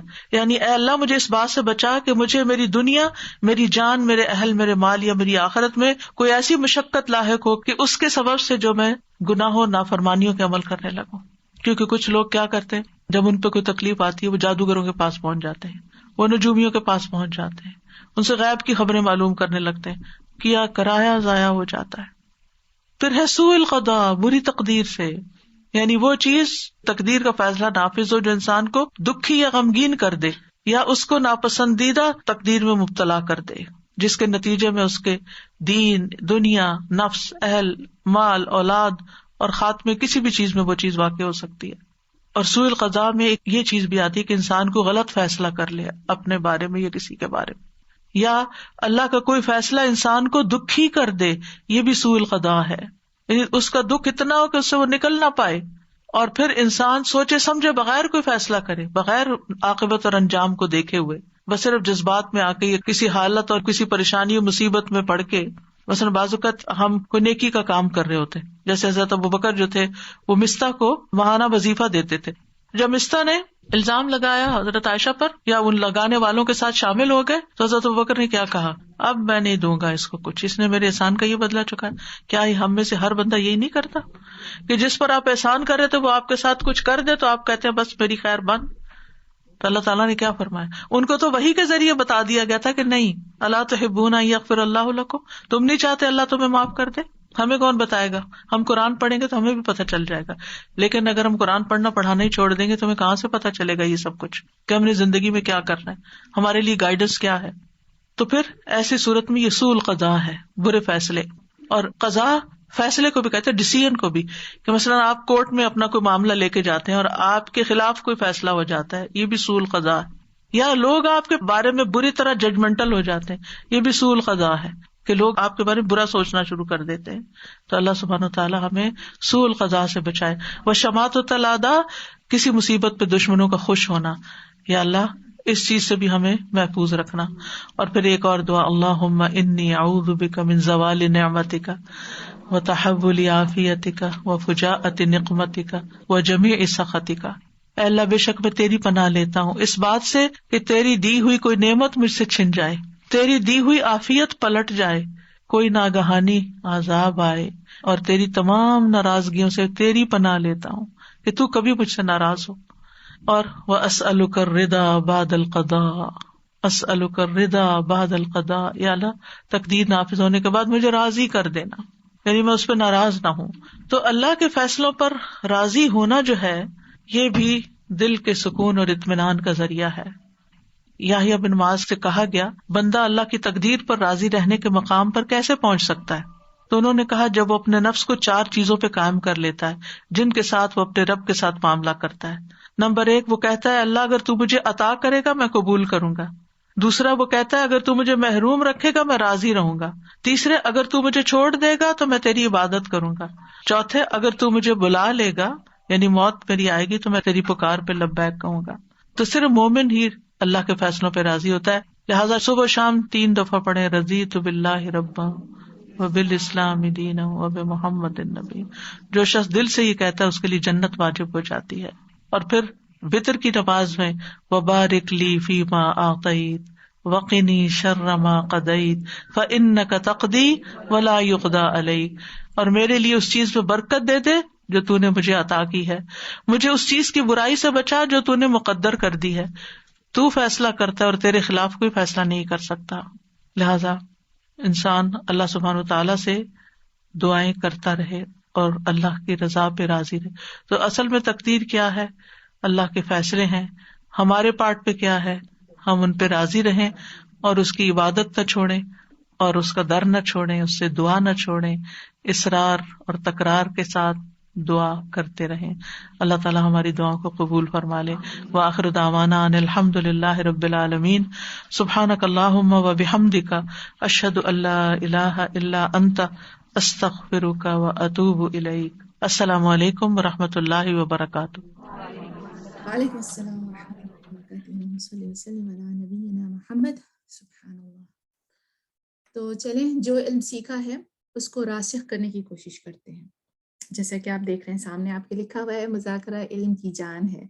تو جو چیز آپ ڈسکشن سے سیکھیں گے نا وہ آپ کو ہمیشہ یاد رہے گی. اور میری پیاری پیاری سی بہنوں, آپ کو پتہ ہے جو کوئزز ہیں نا وہ آپ کا علم راسخ کرنے میں بہت مددگار ہیں. جو لکیر آپ نے ابھی اپنے سینے پہ, اپنے دل پہ ڈالی, اپنے ذہن میں ڈالی نا, اس کو گہرا کرنے کے لیے آپ کو کوئز دیکھنے پڑیں گے. کیوں؟ کیونکہ جیسے جیسے آپ اس کو گہرا کرتی جائیں گی, جتنا اس کو ریپیٹ کرتی جائیں گی, اتنا آپ کو فائدہ ہوتا جائے گا انشاءاللہ. تو آج کے جناب کی ورڈز کون کون سے تھے؟ چلے مجھے 2 کی ورڈز بتا دیں. چلے 2 نہیں 1 کی ورڈ. کیا سیکھا آج آپ کے رسم میں؟ مجھے صرف 2 کی ورڈز ڈھونڈنے ہیں. الوکیل, اچھا جزاک اللہ خیر. استاذہ نے آج جیسے کون سی باتیں بولی ہیں؟ مکتوب, ماشاءاللہ. توکل, الحمدللہ. حکمت, توکل. قدر, اللہم بارک. بالکل, مجھے شاید یہی جواب ڈھونڈنے تھے. اس میں جو چیز میں نے سیکھی آج, اور شاید آپ لوگوں نے بھی نوٹس کی ہوگی کہ استاذہ اس کو توکل کہہ رہی تھی, توکل نہیں کہہ رہی تھی. دیکھا آپ نے؟ تو آج کے الفاظ سیکھنے میں ہم نے یہ سیکھا کہ لفظ جو ہے وہ توکل ہوتا ہے, توکل نہیں ہوتا. ٹھیک ہے, ہم اردو میں بولتے ہیں نا, لیکن یہ کہ ویسے استاذہ نے جس طرح آج پڑھا تو ہمیں پتہ چلتا ہے کہ لفظ جو ہے وہ توکل ہے. الحمدللہ. اچھا جی, دوسری چیز دیکھیے, توکل ہے نا 4 لیٹرز ہیں, 4 حروف. ان حروف کو اگر تھوڑا آگے پیچھے کر دیں تو اللہ سبحانہ تعالیٰ کی صفت, اس کا نام بھی بنتا ہے. اور وہ کیا نام بنے گا بھلا؟ توکل کو تھوڑا آگے پیچھے کر دیں, وکیل, الوکیل. الحمدللہ. اللہ سبحانہ تعالیٰ کی صفت الوکیل. اور وکیل ہوتا کون ہے؟ جو ہمارا کیس لڑتا ہے, جس کے سپرد ہم سب کچھ کر دیتے ہیں, اپنا معاملہ اس کے حوالے کر دیتے ہیں کہ بس اب تم ہی سنبھالو سب کچھ, میرے بہاف پہ نا یہ تم کام کر دو, میرے اندر یہ ایبلٹی نہیں ہے, تم ہی یہ کر دو. اسی طرح ہم اپنا معاملہ الوکیل کے حوالے کر دیتے ہیں. اور آپ کو پتہ ہے اللہ سبحانہ وتعالیٰ پر توکل واجب ہے. اللہ سبحانہ وتعالیٰ نے قرآن میں فرمایا ہے فَلْيَتَوَكَّلِ الْمُؤْمِنُونَ, بس مومنوں کو چاہیے کہ وہ توکل کریں.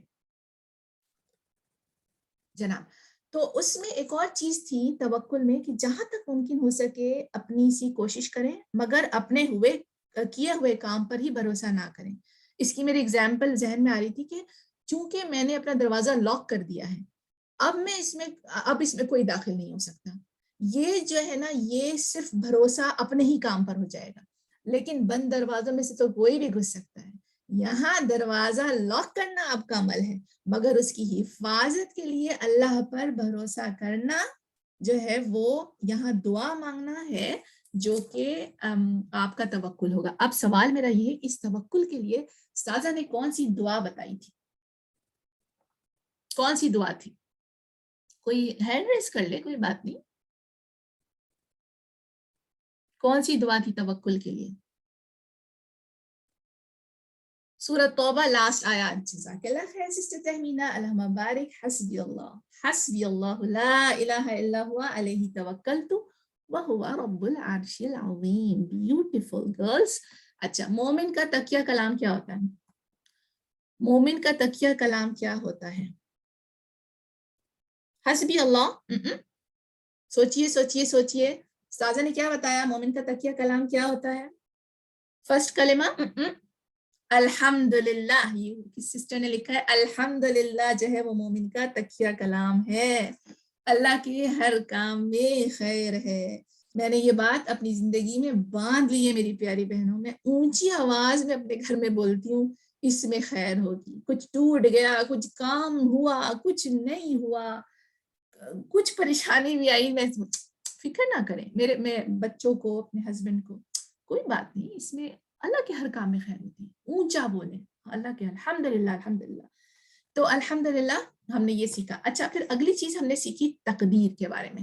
اور تقدیر جیسے کہ آپ اسکرین پہ دیکھ رہی ہیں, ایک لفظ ایکسپلین کر دیتا ہے اس کو, اور وہ ہے مکتوب, لکھا ہوا ہے. اللہ تعالیٰ کا وہ علم جو کسی کے وجود میں آنے سے پہلے ہی اللہ تعالیٰ کو پتا تھا. سوال یہ پیدا ہوتا ہے کہ جب تک سب تقدیر میں لکھا ہوا ہے تو ہمارا اختیار کہاں پر؟ تو اس کے لیے میں نے ایک ایگزامپل کہیں سنی تھی کہ کسی علم والے سے کسی نے یہ بات پوچھی تھی کہ ہمارا کیا اختیار ہے تقدیر کے معاملے میں. تو انہوں نے کہا کہ اپنی دائیں ٹانگ اوپر اٹھا لو. اس نے اپنی ایک ٹانگ اوپر اٹھا لی. اب کہا انہوں نے کہ دوسری ٹانگ اٹھاؤ. تو اس نے کہا کہ میں تو صرف ایک ہی ٹانگ اٹھا سکتا ہوں, دوسری کیسے اٹھاؤں؟ تو ان جاننے والوں نے، عالم نے کہا کہ بس یہی اختیار اور تقدیر میں فرق ہے. تمہارے اختیار میں ایک ہی ٹانگ اٹھانا تھا، دوسری پر تمہارا اختیار نہیں. ہمارا اختیار ایک حد تک ہے. اختیار میں کیا شامل ہے؟ ہمارا عمل اور ہماری دعا. بہت ساری دعائیں، کیونکہ دعائیں مومن کا ہتھیار ہوتی ہیں. اب میرا سوال آپ سے یہ ہے کہ توکل اور تقدیر، یہ دونوں کا آپس میں کیا تعلق ہے؟ استاذہ نے دونوں ایک ساتھ کیوں مینشن کی؟ کوئی بتا سکتا ہے؟ کسی کے ذہن میں آیا؟ اور اگر نہیں آیا تو آپ مجھے بتا دیں کہ نہیں سمجھ آیا آپ کو کہ توکل اور تقدیر میں کیا فرق ہے. کوشش دعا آلسو ریٹن. جی ہاں بالکل، کوشش کی دعا بھی کرنی ہے آپ نے، توفیق کے دینی، اللہم وفقنا لما تحب و ترضی. بتائیے توکل میں اور تقدیر میں کیا ایسی چیزیں سملر ہیں جس کی وجہ سے استاذہ نے اس کو ایک ساتھ مینشن کیا ہے، اس کو ایکسپلین کرنے کی کوشش کی؟ لا ادری، فائنل جواب لا ادری. اچھا، سسٹر سرور نے لکھا we should do good, leave the result on Allah subhanahu wa ta'ala and be happy with whatever the result be.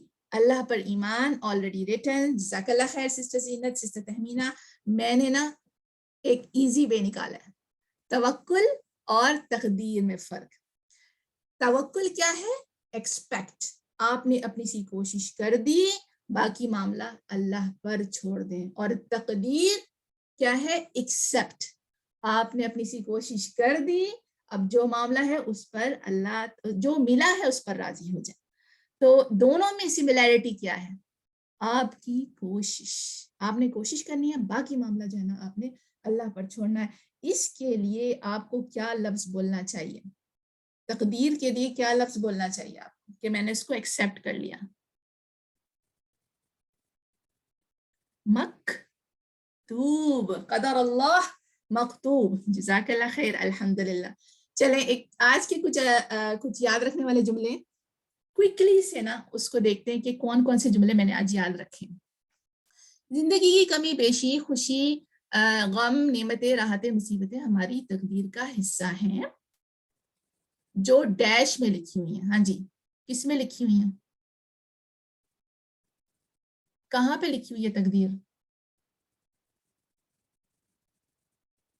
لوح محفوظ. سسٹر شمائلہ، ایکسیلنٹ، الحمدللہ. اللہ کا ہر فیصلہ ڈیش پر مبنی ہے. جو پہنچا وہ چوکنے والا نہیں تھا، اور جو چوک گیا وہ پہنچنے والا نہیں تھا. سسٹر یاسمین، میں آپ کو انمیوٹ کرتی ہوں. جی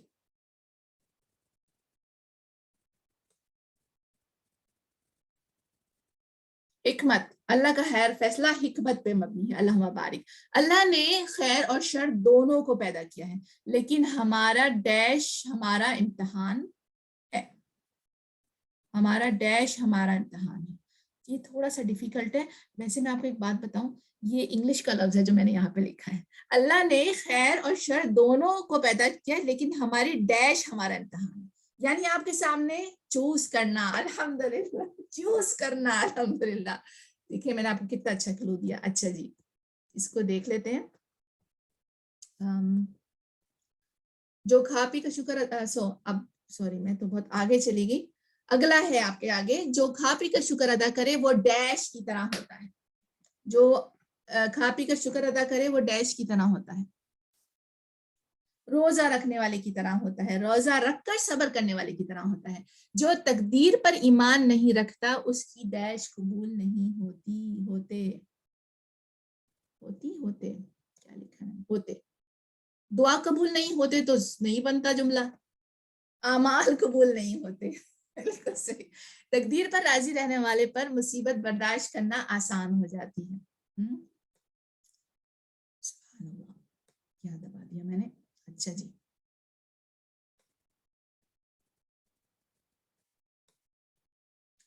اچھا کیونکہ یہ جانتا ہے کہ اللہ سبحانہ تعالیٰ ڈیش نہیں ہے. اللہ سبحانہ تعالیٰ کیا نہیں ہے؟ اللہ سبحانہ تعالیٰ ظالم نہیں ہے. جزاک اللہ خیر پیاری پیاری سی بہنوں. اچھا اب آ گیا لفظ آپ کے سامنے، لا حول ولا قوت الا باللہ. جب سے میں نے اس کے بارے میں پڑھا ہے، سبحان اللہ، میں نے جب استاذہ نے بولا نا لا حول ولا قوت الا باللہ، اور جب انہوں نے کہا اس پہ ہم نے تکرار کرنی ہے اور اصرار کرنا ہے، اس لفظ کا کیا مطلب ہے؟ استاذہ نے جب یہ کہا کہ ہمیں اس جملے کی تکرار کرنی ہے اور جو ہے اصرار کرنا ہے اس پہ، اس کا مطلب پتہ ہے آپ کو؟ کیا کرنا ہے ہمیں؟ اصرار اور تکرار کا کیا مطلب ہے؟